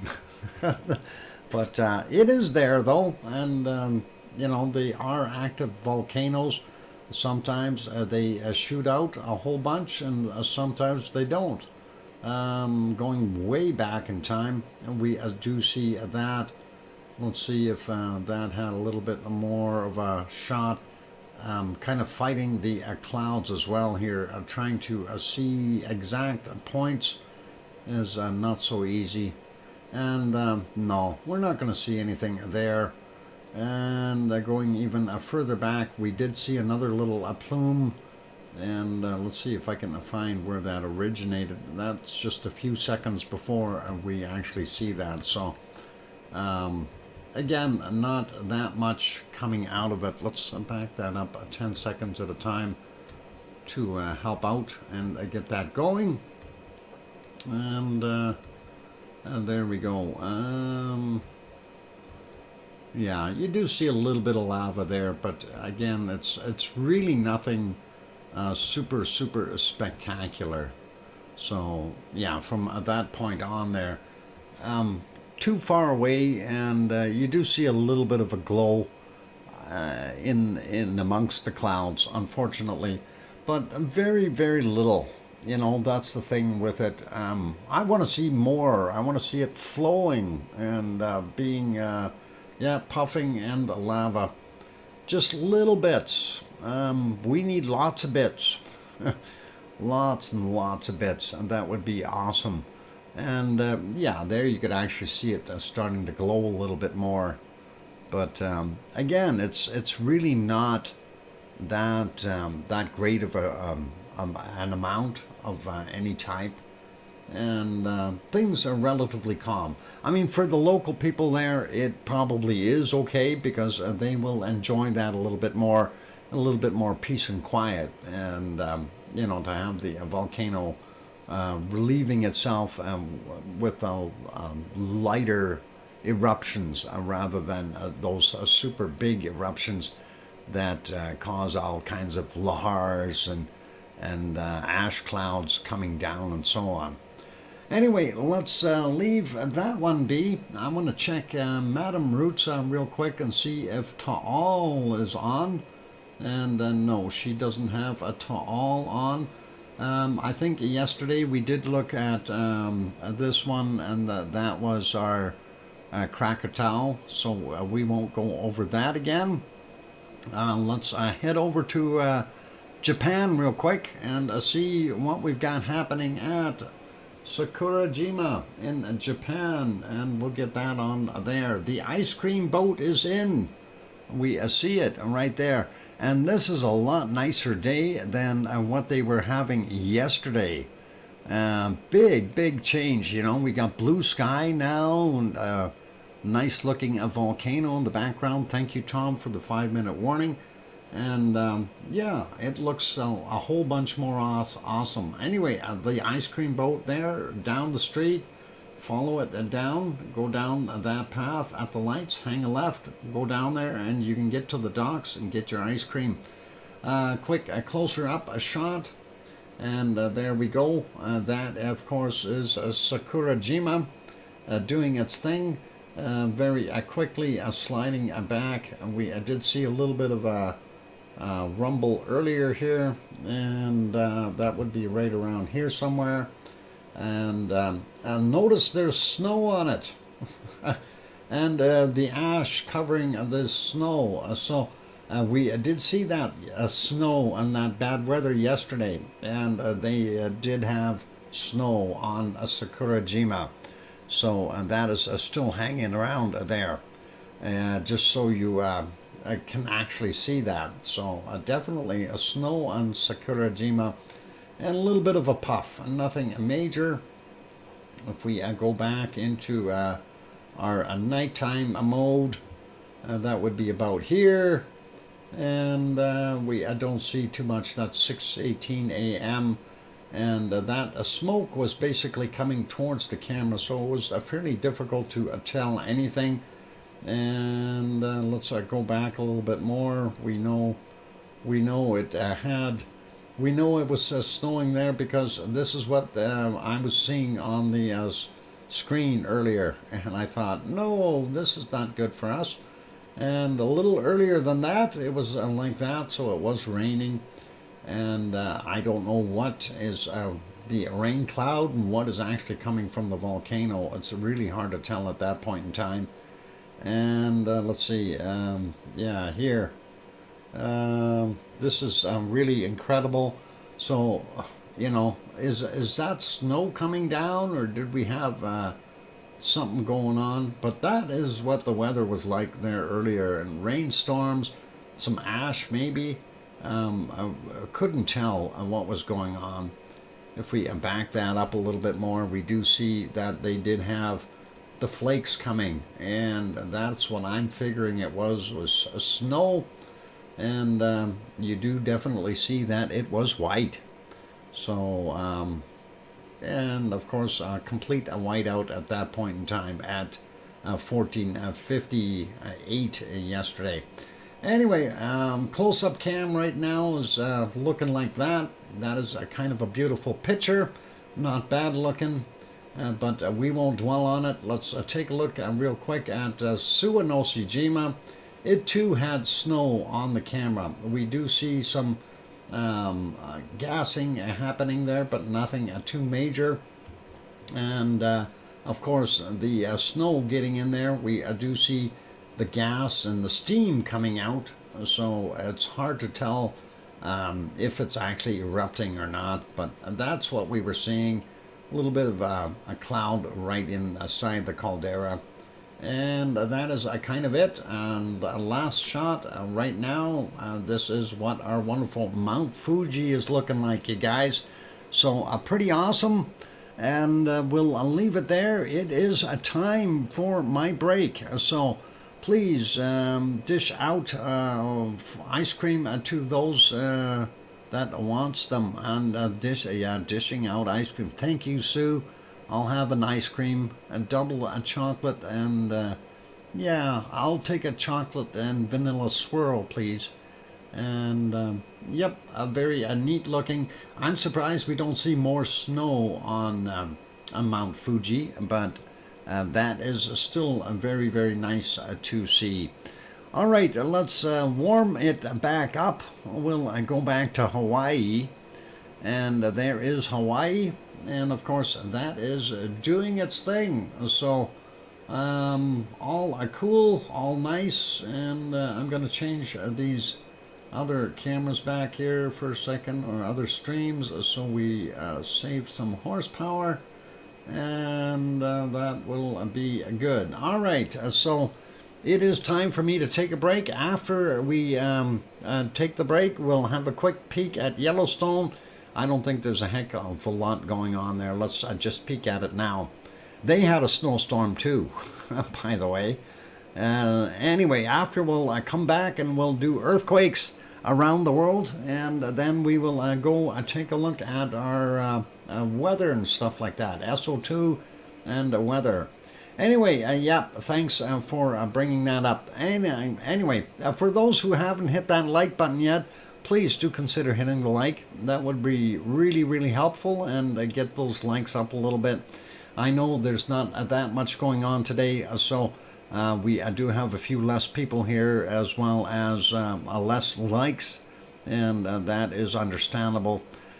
Anyway, on that note, I'm going to go take that break. I'll be back in 5 or 6 or 7 minutes. Keep smiling and don't go away.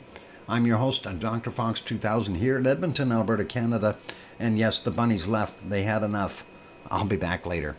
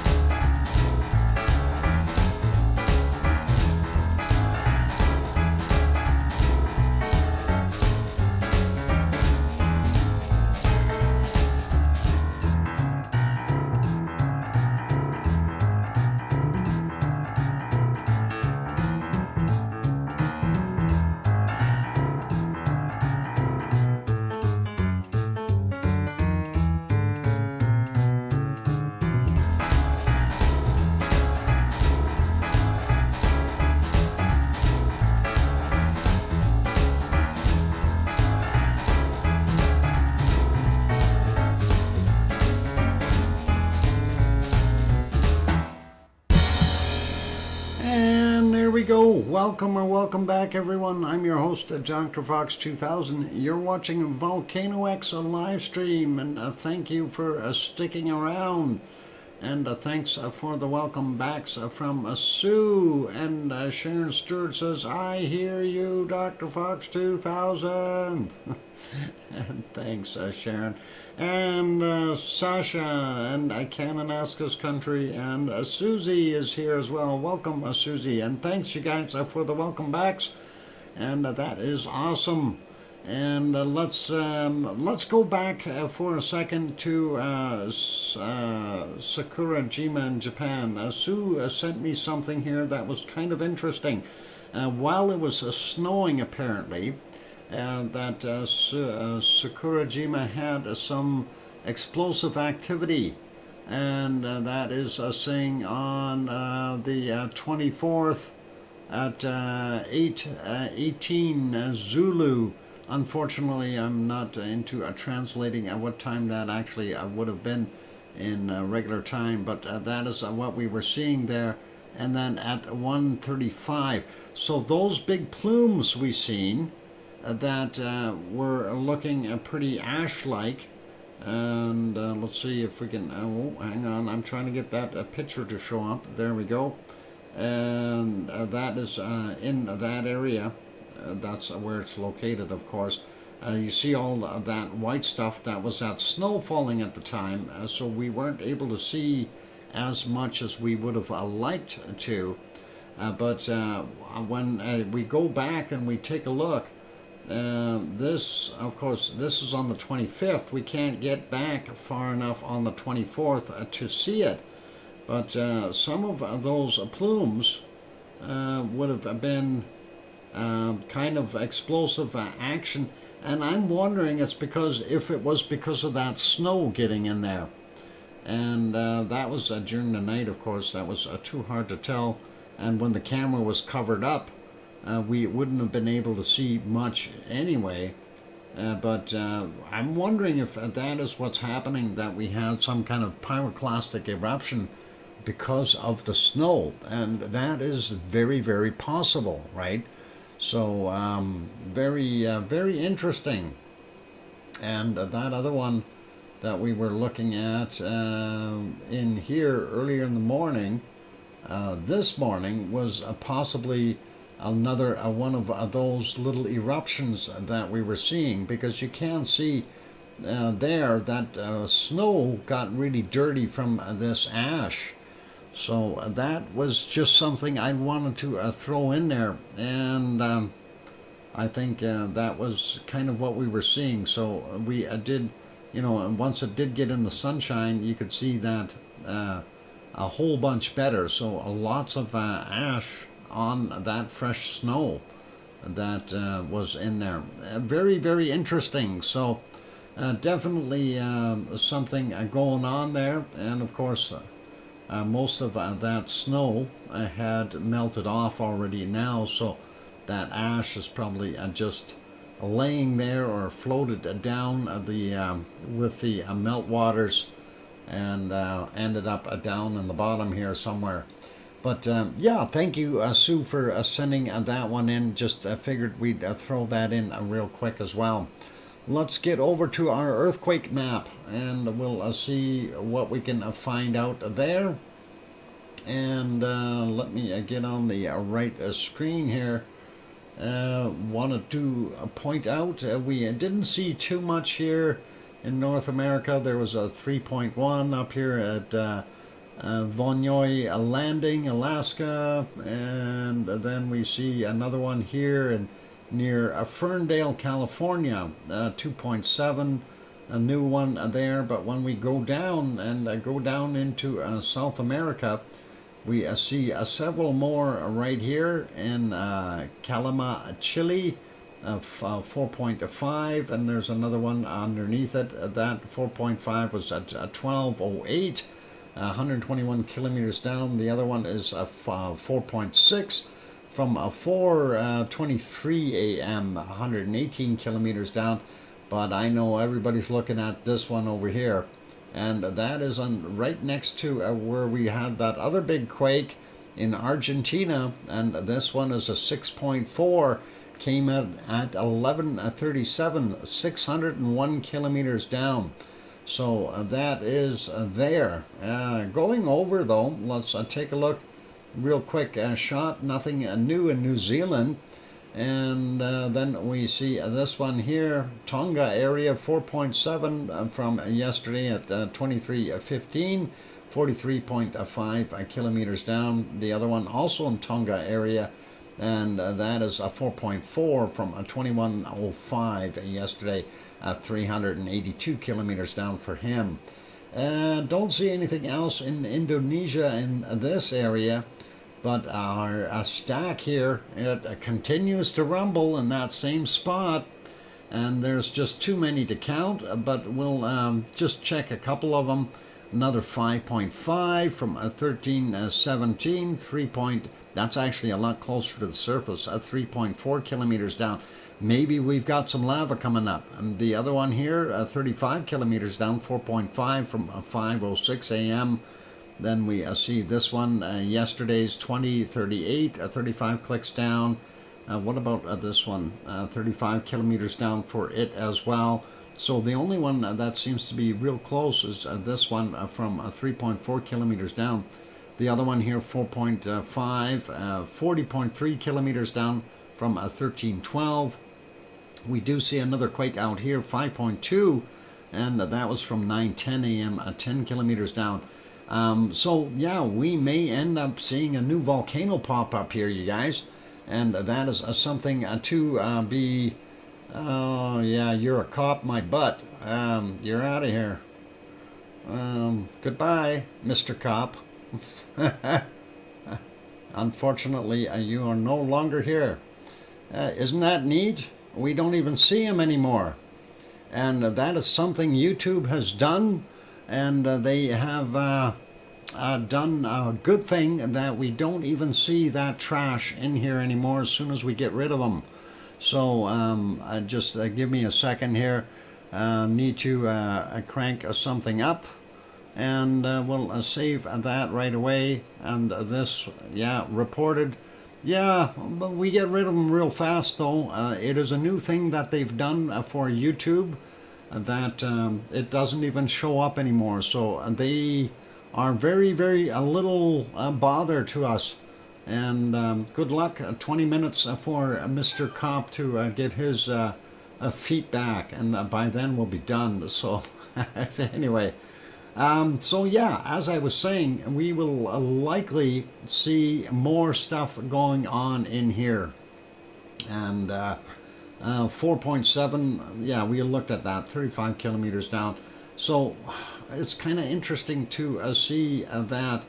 Anyway, let's go up a little bit more. We see one up here in Japan, in the islands, and that's a Bonin Island, and that's a 4.6 from 1554, 507 kilometers down for that one. This one right near our wonderful Japanese island there, 5.2, and that is from 1800. And we go up a little bit more, see the this is of course the North American plate on this side and the Eurasian plate on the other side, and that is a 4.5, and that is in Smyrnyak, Russia. Smyrnyak, Russia. Yeah, 8:57 a.m. and 10 kilometers down for him. And this one here is a 4.4 from a 4:57, and that is what we've got there. We also see a fairly large one here in Nepal, 5.6 from a 1:58 a.m. there.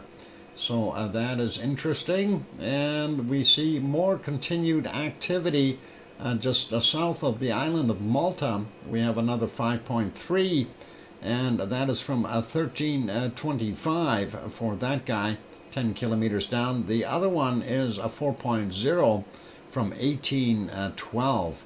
So that's what we've got on this map. I just want to check the other one here for a second. I'm going to refresh this one, and we want to see if Piggy had any more quakes in her area. And kind of take a look and see. We do know this was the last bigger one that she had, and that 3.8, I don't know, it's already gone as well. That was out here somewhere up in the north, and she 3.6. They downgraded it, so that is okay. Oh, that's a new one. That's from 2:05 a.m. this morning. Anyway, not too much else there right now. And this one, of course, for those people who are keeping track, these are the ones near Malta. There's Malta right there. And we're continuing to see that. We don't see anything else there, but we do have this one. This is a newer one, 3.0 from 1841. There, 277 kilometers down, and 3.0, that's 1841. Pretty cool. Near well, near all of them. That's actually quite close to Stromboli. Stromboli's right here, and that is where that quake happened. So pretty cool and pretty awesome. Let's leave that be. Go head over to the Canary Islands, and we will see what we've got here. And let's go have a look and see the star flashing. It is a 2.6 from 17 minutes after midnight UTC, and that is up there. Let's zoom in here a little bit and see what we've got. This one from Tenerife, and that is 2 days, no, yesterday from 11/11, and that was where was that? That was how many clicks down? 23 kilometers down for him. So that's what we've got there. But let's go take a look and see what we've got here on La Palma, because that's the one that interests us, and we have nothing new for La Palma. For the 23rd, last one we seen, of course, was from 547, 7 kilometers down, right in the old lava laying area where Cumbre Vieja popped. So that is our earthquakes, and let's have a quick peek at the volcano map, and we'll take a look and see what that one says. And Julie is here. Welcome, Julie. Glad to have you on board, and awesome to see you. And we will take a look very, very quickly and see what we've got going on. So we've already checked that big quake, 6.4 there in Argentina, and we see no new volcanoes that I can detect. Looking at what we've got here, and that is okay. Lascar still there, Sabancaya still there, and these guys all the same. Yep, Reventator, of course, being gassy as usual and throwing things out, and the other ones are all pretty quiet. Let's see, Messiah. Oh yeah, we did have a new picture of Messiah, but it really didn't show much. It was all cloudy and stuff in the caldera, so wasn't really worthy of peeking at. And of course, Airbus is still down there. Hawaii still the same. We see Tonga, or sorry, Taupo, and the White Isle volcano there in New Zealand. Tofua still there doing its thing. Our stuff in Vanuatu is still the same. Same thing goes for Papua New Guinea for the most part. And of course, looking here in the Indonesian areas, we do see Ijan and Raung, both yellows, and Luolatok still a red, Semeru a red, Merapi a red, and Dieng is still a yellow, Krakatau still a red, and then of course Carinci and Marapi are still there doing their thing. Ibu and Dakono still red. Those guys never quit. Mind you, they got all this shaking going on here, so don't know if that is helping them. And looking at Taal, I wish we could see Taal. Taal is still there doing its thing, and yeah, it hasn't changed much. continuing to erupt. And Ahai still there. Iwo Jima still doing its thing. Nishimo-shima also there. Subanoshi Jima and Sakura Jima still red there. We did see, well, the 5.2, they're a little bit bigger on this one. Let's see, when did that come in? Doesn't say the time on there, but that is a 5.2. That's okay. Not going to worry about that. We do see this one, a little quake here that we didn't see on the other map 36 minutes ago, 4.4, just off the Kamchatka Peninsula. I don't think that's going to be anything major to talk about or worry about. And yep, with Heard Island volcano still there. Our guys between Madagascar and Africa still holding in. Old Doño, and of course these other guys here in DR Congo, Eruption, and then we've got Etna, Volcano, and Stromboli. And that other quake that's not showing on this map either, and can't be. So those are our quakes, volcanoes. That is all cool. Let's have a quick peek over at our SO2 map, and then we're going to take a break. And after the break, we will do the rest of the weather. So. SO2, we're going to run through this really fast. We see it's a lot more clear sky again in Canada and the western portions of the US, and going down into Mexico, a little better looking as well. We do still see from Popocatépetl as well as Mexico City a lot of SO2 streaming up into the United States and right across Florida, and still making that big stream going up here, and that is also getting all the way over into our eastern Canadian provinces like Nova Scotia, PEI, and over here in Newfoundland. So Sue, I hope you got your gas mask on. This stuff still pluming away from the coast. That was from Reventador, but it is doing its thing. Pretty awesome clearing down here in Argentina as well. Chile being a little bit more sociable. White Isle volcano doing its thing. Not so much down here in Melbourne area. Normal stuff there just north of Sydney. Tofua still off-gassing there. And we see our stuff from Vanuatu pretty normal. And same thing with Indonesia. A lot less coming from Kerinci and Marapi. They're quietening down. Ibu and Dakono still working away, but also not as much. And looks like a lot less coming from our Philippines. And we do see all this stuff coming out of China, but not so bad.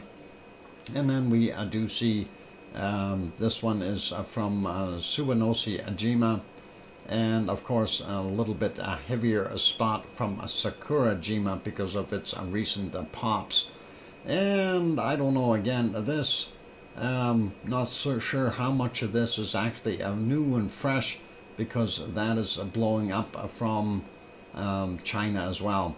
India, pretty heavy looking. Same thing with the Middle East areas from their refineries. Not so bad. In most of Africa, we see down here in South Africa still doing its thing with smelting. And pretty normal in DR Congo.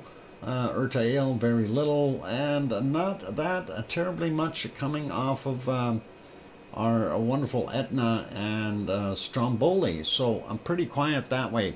Anyway, that is our SO2 report. I'm going to go take another break, you guys. And after the break, we will do the weather and wrap up the show. So that'll be awesome and cool. And we'll hopefully get through it within the 1.5 hour here kind of thing. And that'll be great stuff.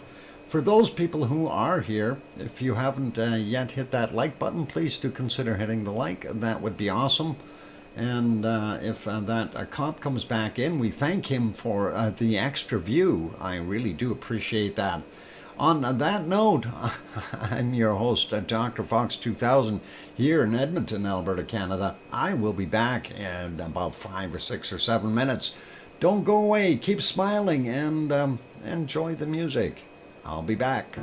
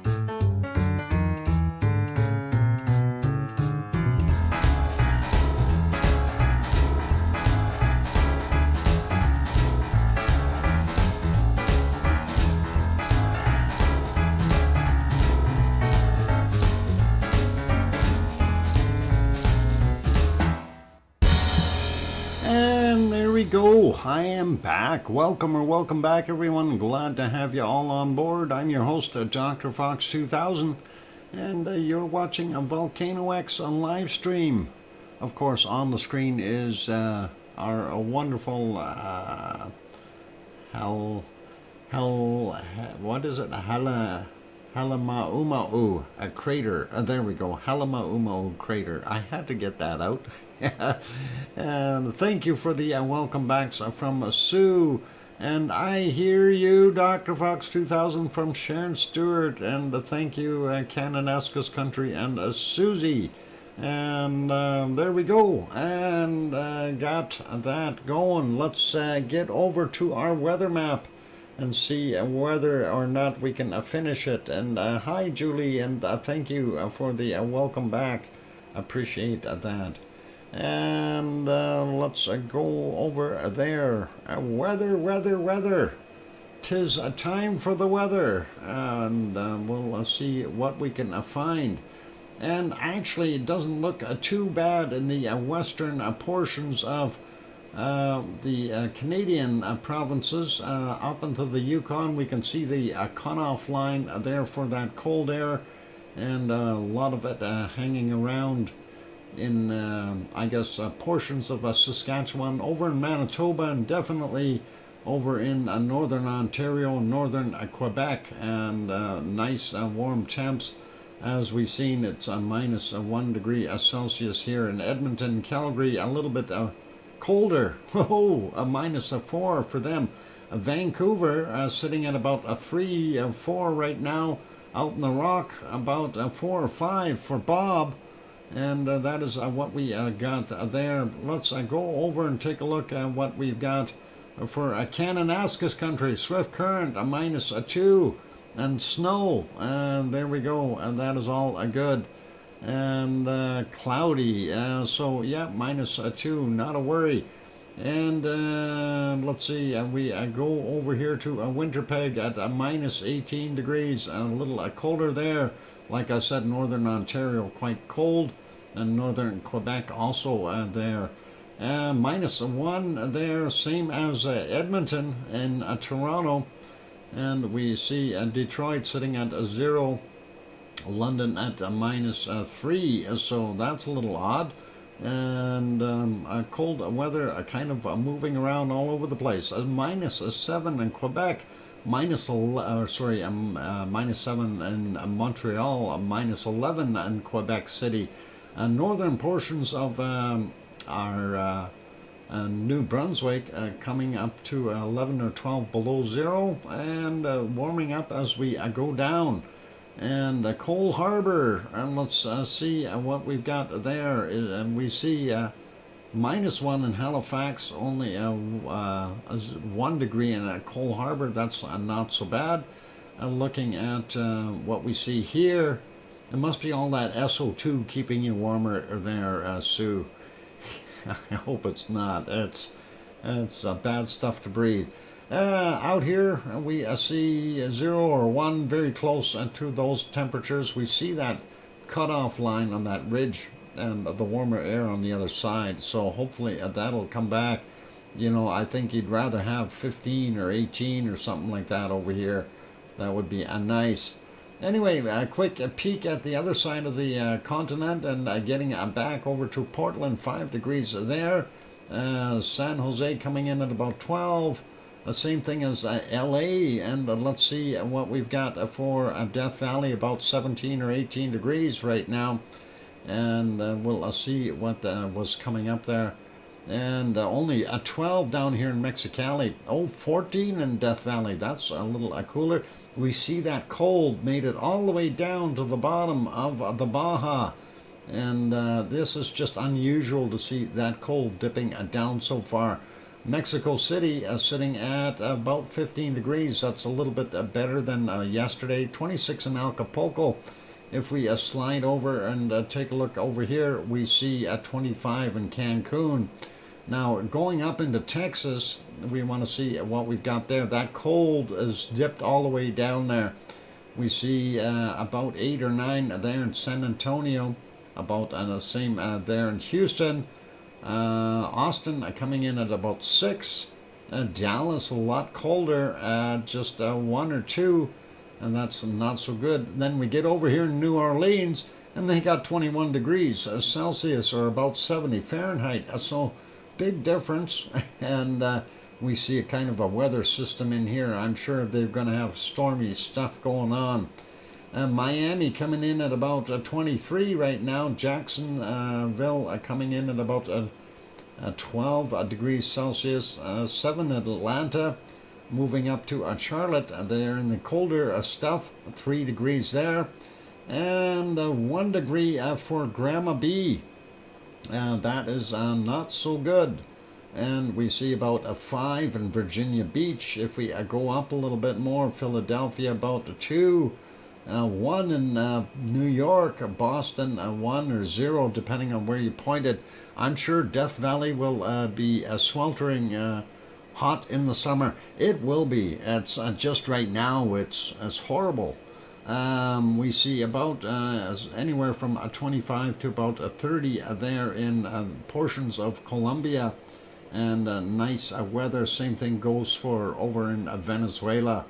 And average temperatures right now 22, 23, that kind of thing for evening temps. Not bad. We do see some 24s and 25s in the Amazon, and that is not so bad either. 23 in Rio de Janeiro, seeing 19 in Sao Paulo, a little cooler. A little warmer there in Bolivia and Paraguay, of course, 27, 28 in some areas. And that's even in the bottom portions of Brazil here. And looking at what we're seeing, just a massively warm, still 31, 32 in some places in the northern portions of Argentina. Buenos Aires coming in at about 25 degrees right now, and not so bad. The bottom side, though, of Argentina getting more cold infiltrating, and that is telling us that we may be seeing a season change soon. And we see here very different weather. Nice weather in the South Island, anywhere from about 24 down to about 19 or 18, which is really nice. 19 over in Christchurch. And we got Wellington coming in at 21 degrees. A little cooler around Taupo Lake. And of course, that is where Grenz is headed. So Grenz will be a little cooler. And sliding up to Auckland, so we see a 22 up there. And that is not so bad. We do see some heat over in Hobart, coming in at about 23, 24. And not bad there. Melbourne cooking, and they are 27, 28, something like that. The interior's looking just toasty. Adelaide coming in at about 22. Sydney coming in at about 27, 28, 29. And Oz is home. Holy mackerel, about 33 degrees Celsius. We see some of those temperatures in the outback. 41, 42 degrees. That is crazy. And that is probably the hottest areas on the planet right now. And we're seeing 26 in Perth. All right, who's going to guess at the temperature in Fiji today? What's the temperature in Fiji? Anyone want to guess before I put my mouse over top of Fiji real quick? Come on, you guys should be aware of this already.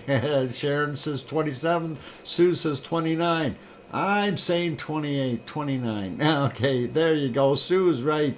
And of course, same thing for as normal, 27, 28 in New Caledonia, 29 and 28 in Vanuatu.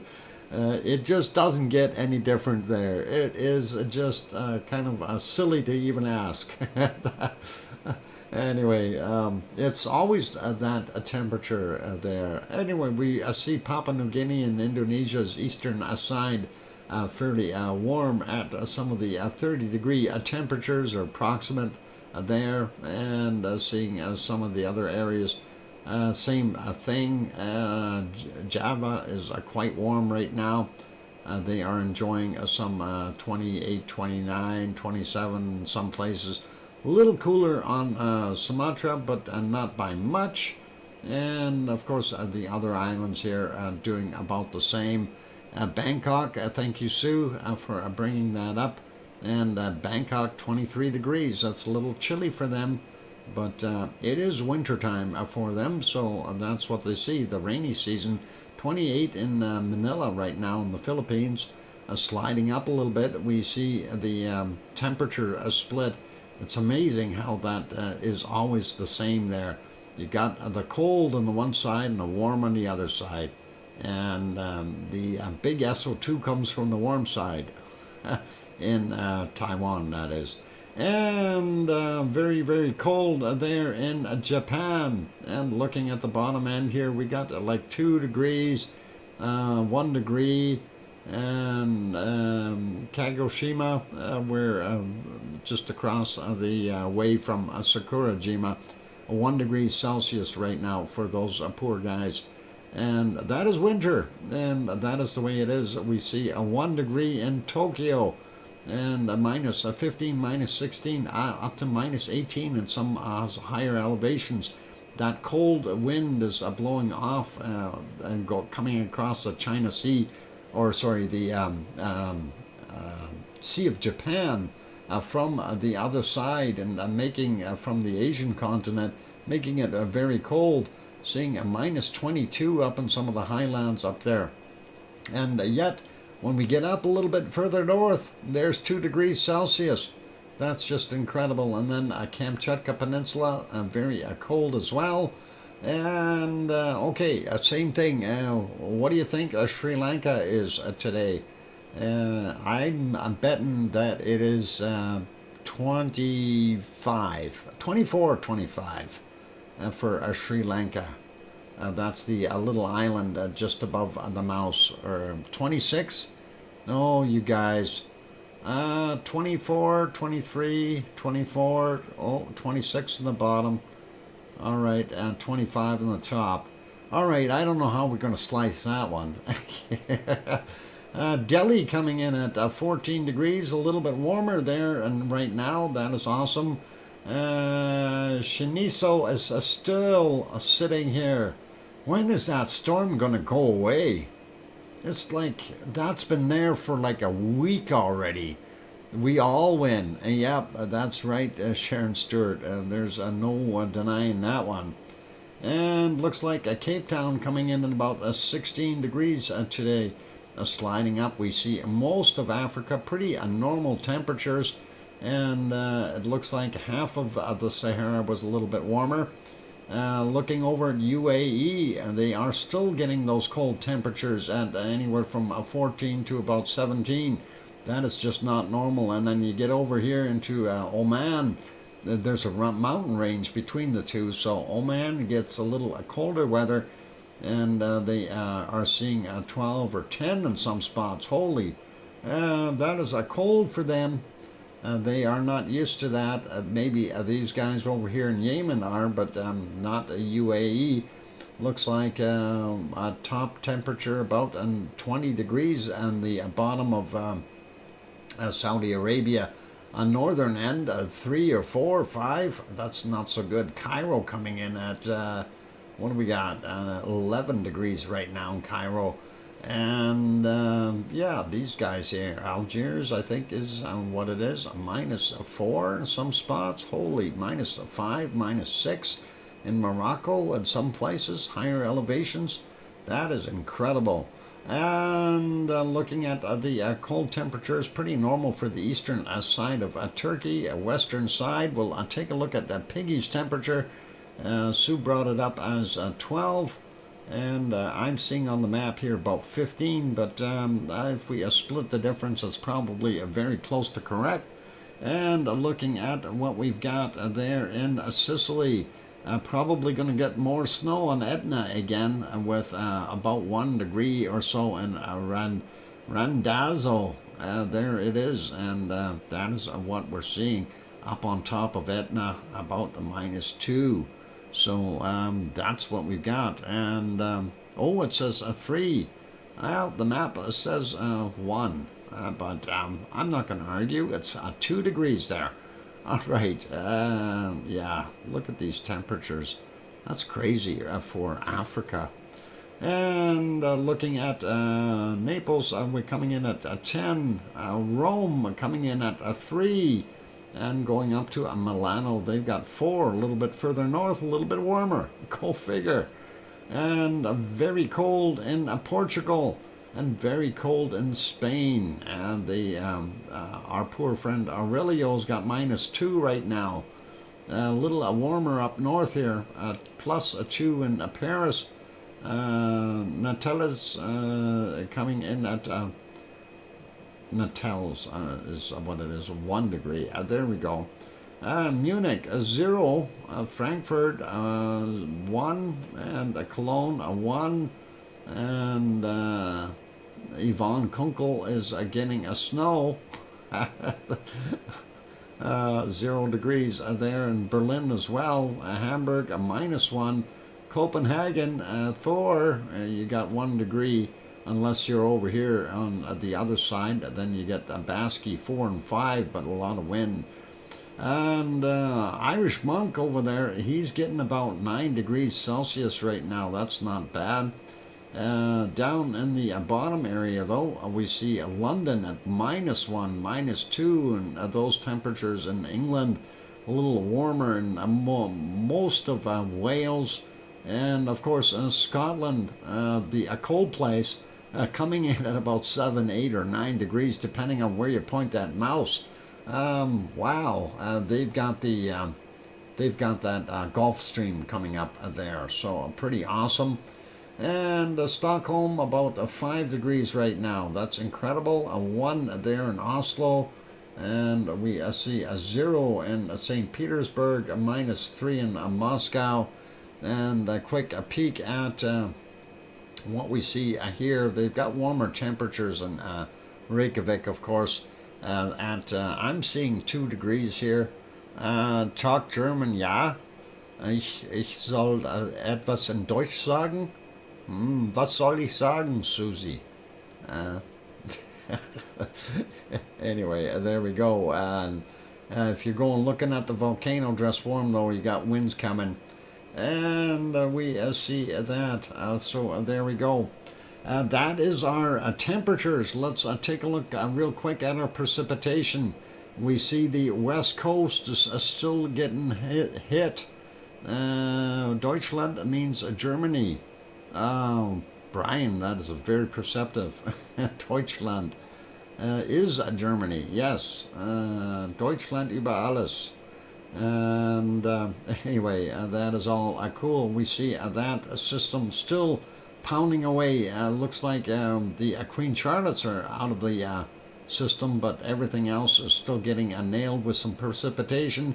We've got some snow in the interior of British Columbia as well, going all the way up into the Yukon. Nothing in Alberta yet. Friday we're supposed to get this come over this way, so we're going to get snow all Friday. As northern Saskatchewan, some snow. Here's KC's snow, and we are moving to the eastern side, so northern Ontario, around the Great Lakes and that. They've got some snow.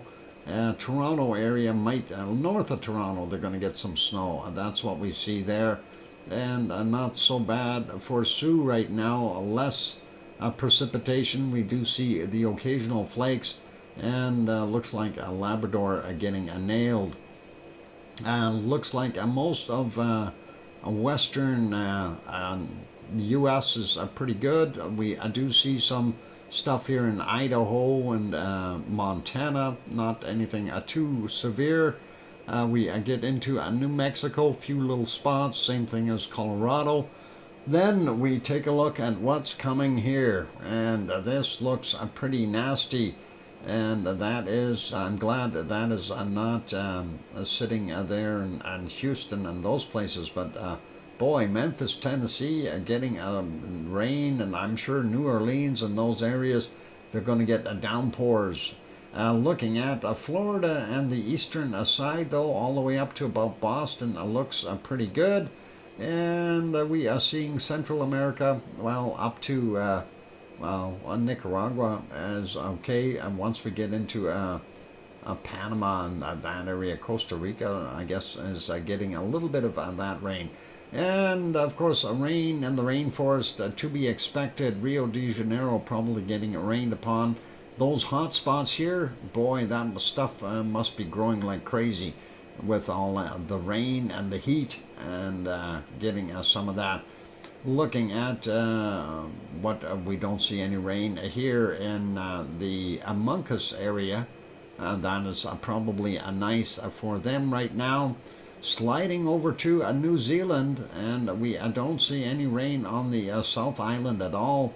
We do see this rain that we talked about here earlier, and seen on the views of around Taupo, but to the south. So Ruapehu is getting rained upon, or possibly some snow. And then we see these other places are doing not so bad. We see here Tasmania, a few little rain spots, and looking at what we see in Australia, nothing on the bottom.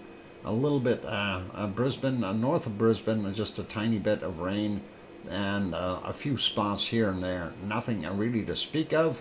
And then we get up into our rainy areas of the Philippines and Papua New Guinea, and look at this mess.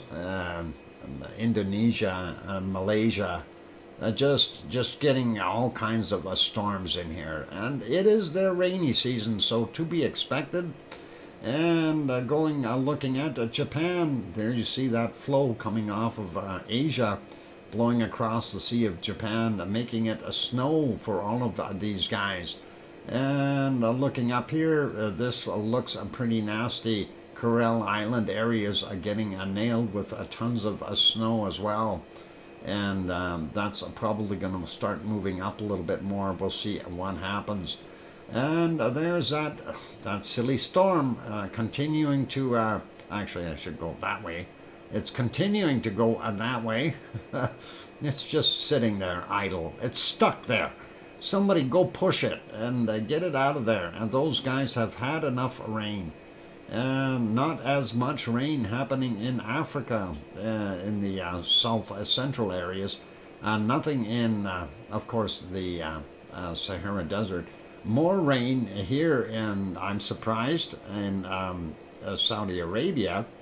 And we are seeing Piggy's area, no rain right now.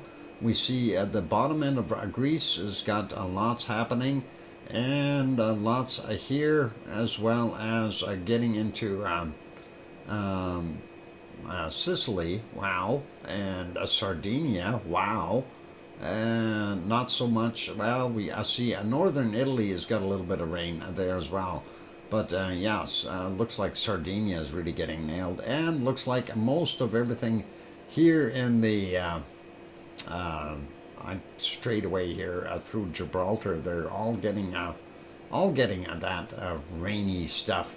Looks a lot drier in most of Europe, though. Nothing in Germany or Belgium or Holland or France. They've got fog, though. Even Denmark looks drier. Same thing with most of England, a little bit up here in Scotland, and we don't see anything much in Sweden other than what's bleeding over in the top areas. But the coast of Norway, well, Norway is pretty much all coast.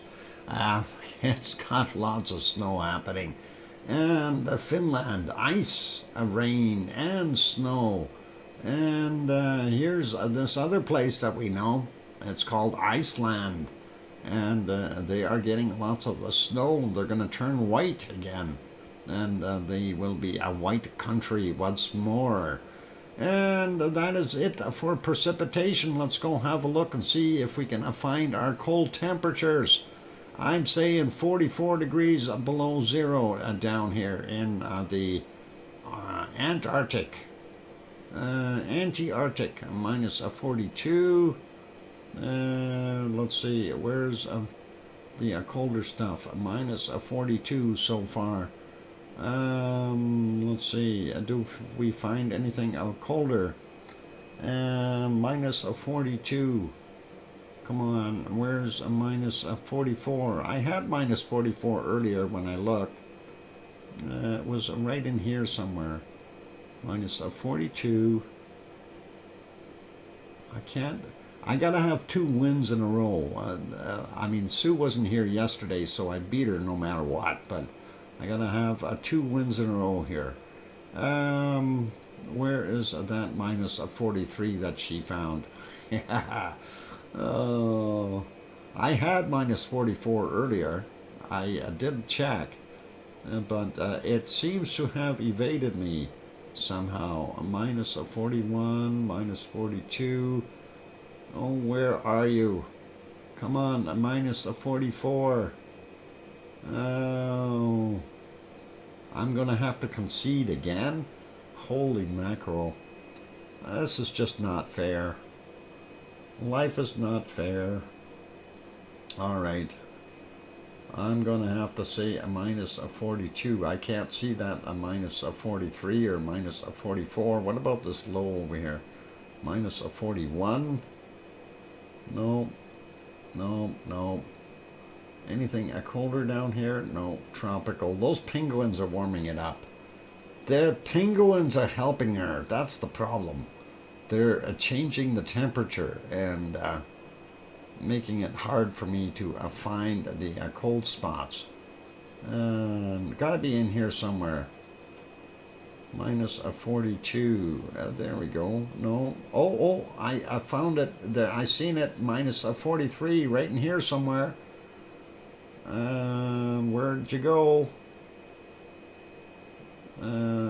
I had it on there for a second. We can go back in the replay and see. Oh, there it is. Minus 43. Yay! All right. I found a minus 43. All right. That is okay for now for there.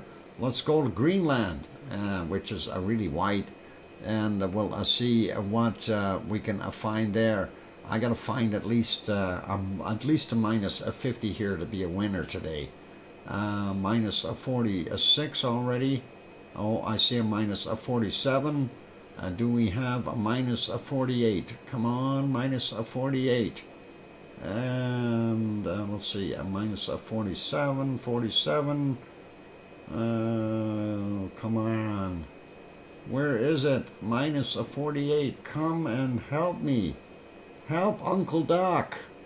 Uncle Doc needs minus 48. No, actually, Uncle Doc doesn't need minus 48, but on the screen. All right, I'll live with a minus 47, and that probably will beat Sue anyway. And let's see what we can find in Canada. And we'll have to take a look and see. I gotta find like a minus 80 or something up here. Minus 46. And 46. Let's see. 47.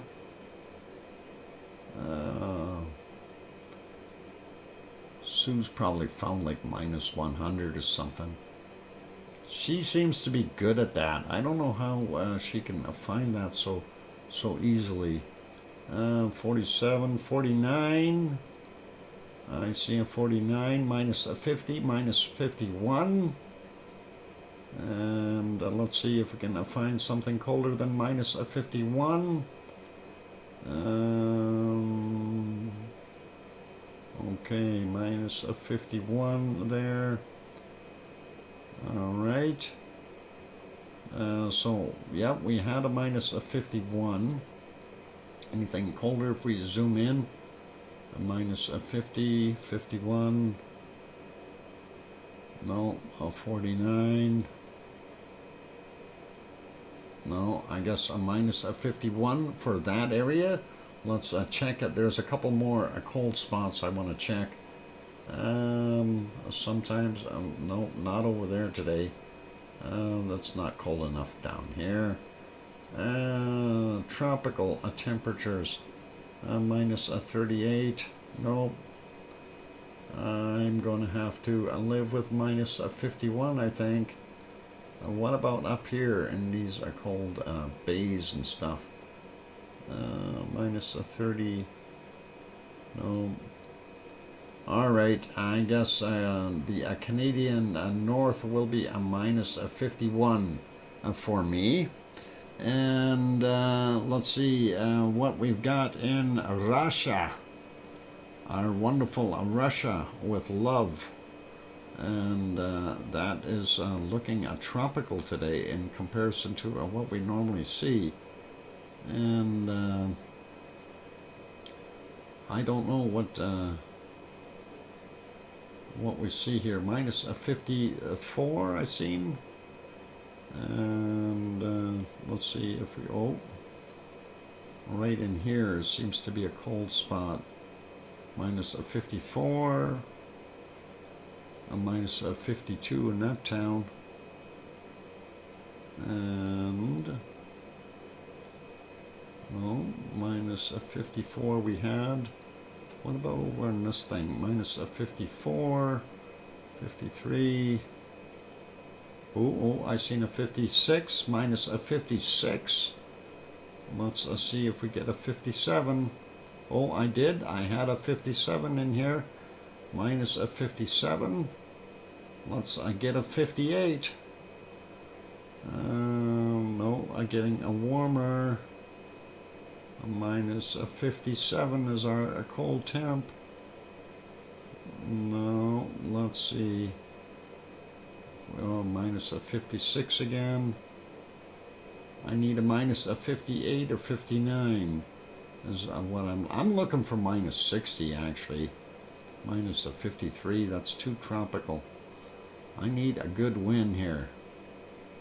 And let's see. Getting warmer there. Minus a 51 again here. Minus a 57 is my cold temp. What about along here? Sometimes it gets cold. No, it looks pretty warmish. And looks like they actually might have warmed up a bit there from what we see. They might have had sunshine or something. And let's see, a minus a 45, no, 47, minus the 50s. We need minus the 50s. Let's zoom out and look for colder areas.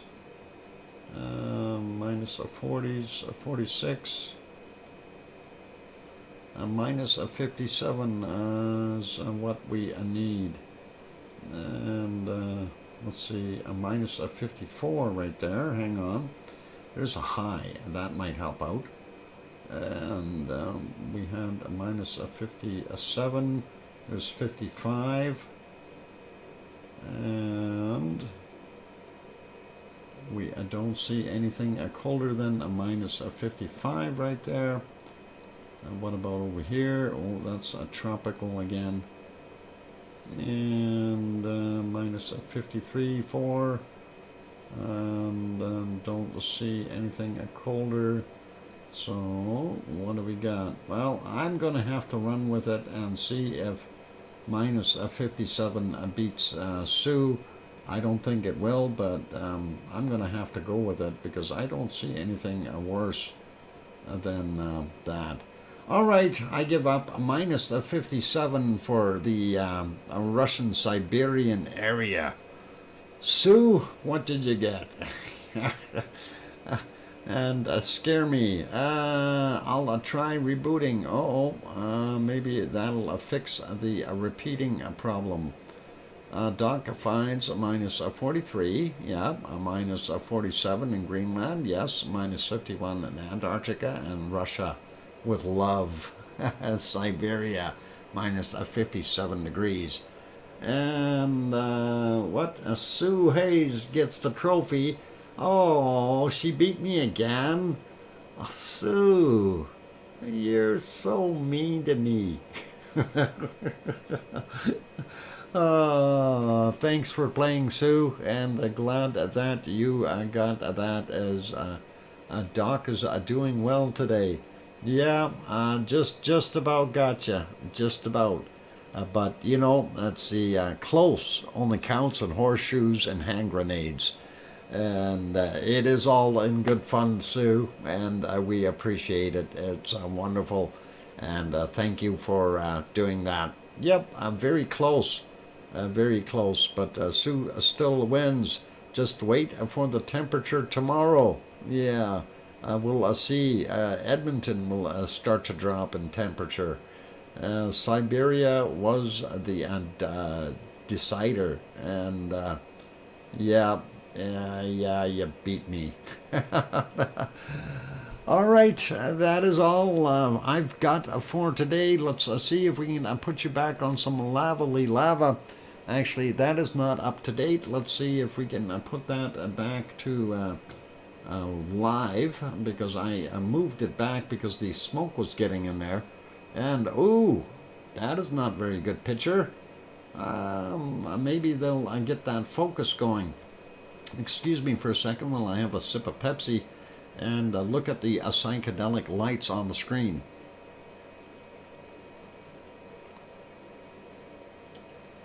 Ah, there we go. All right, so Sue Hayes, I might not be here until late tomorrow. My birthday dinner with my daughter. Oh, is it your birthday tomorrow, Sue? That'll be good. If it's your birthday, we'll make sure we save you some cake and that kind of thing. Yes. Well, a very happy birthday to you, Sue, and I'm glad that you shared that with us. And I will make a little note here. Sue, birthday, and we'll make sure we get you a cake. B-Day. And there we go, and that is on the 25th, and we'll make sure that we sing you happy birthday and all that nice stuff. So yeah, if you get in late, that's not a problem. We'll save it for later for you, so it's all good. But a very happy birthday to you, Sue, and please do enjoy your day. And that'll be awesome, and I hope you have a delightful birthday. Okay, on those friendly notes, it's time for me to wrap up the stream. This is live right now, which is actually not bad looking, so not too much smoke in our way, and we will see what we can do. I want to say a big thank you to all of our super chatters. Metal Omi 54, Perfectability 999, and Thor, and Sharon Stewart. A big thank you. Big thank you to all of our super chatters, and that is a really awesome support. I will see what we can do to put some of that money towards that wonderful new mobile laptop system, and I really do want to see that. Mind you, I need to get a decent job first, but we'll see what we can do. Like I said, I do have a Class 3 driver's license, so the trucking business may be able to help me out with a little bit of that. In the meantime, we'll wrap things up. Thank you everyone for being here. You guys are all awesome, wonderful group of people. I see we've got 81 likes. I don't think we're going to make that 100, but if anyone hasn't hit the like button yet, please do consider hitting it and help us out. You can drive a cab to Dr. Fox. I don't know about that. Not with my driver's license. You need a class, maybe a class 4 I could drive a cab. But I don't know. We'll see. But I do have a Class 3 with air, so a little bit more money in truck driving than there is in cabs, I think. I'm not 100% sure of that. Long hours regardless, but it's one of those things. Anyway, thank you everyone for being here. Like I say, I'm going to be pounding the pavement to do my thing. Usually a Class 3 you can drive a military. Yeah, well, I don't need military. I got Class 3 with air. We'll see what we can drive. I'm not into driving military vehicles, so we'll leave that be. Ooh, look at that on the screen. That's some pretty nice lava going. the folding and stuff, and pretty awesome to see the little flipping stuff going on there. Anyway, time to wrap her up. And be good, everyone. And thank you to our moderators, Arizona Snowman, Piggy, who is hopefully sleeping and resting today. And, of course, our C&D boy, and Joseph Fields, Texas. And maybe even other guys in the background, Gary, 24/7 Live, AZ Skies, as well as our wonderful Lucas Snow. And thank you, moderators. I do appreciate all of you, and thanks for helping out with the stream. I'm setting this back to our regular stuff, so I know that I don't have to switch it tomorrow, and we'll switch it according to what we need. Anyway, thanks everyone for being here, and that is awesome. And hopefully you will all stay safe tonight and all that nice stuff. And please, please tell your loved ones that you love them tonight, for tomorrow is never promised. I'm your host, DrFox2000, here in Edmonton, Alberta, Canada.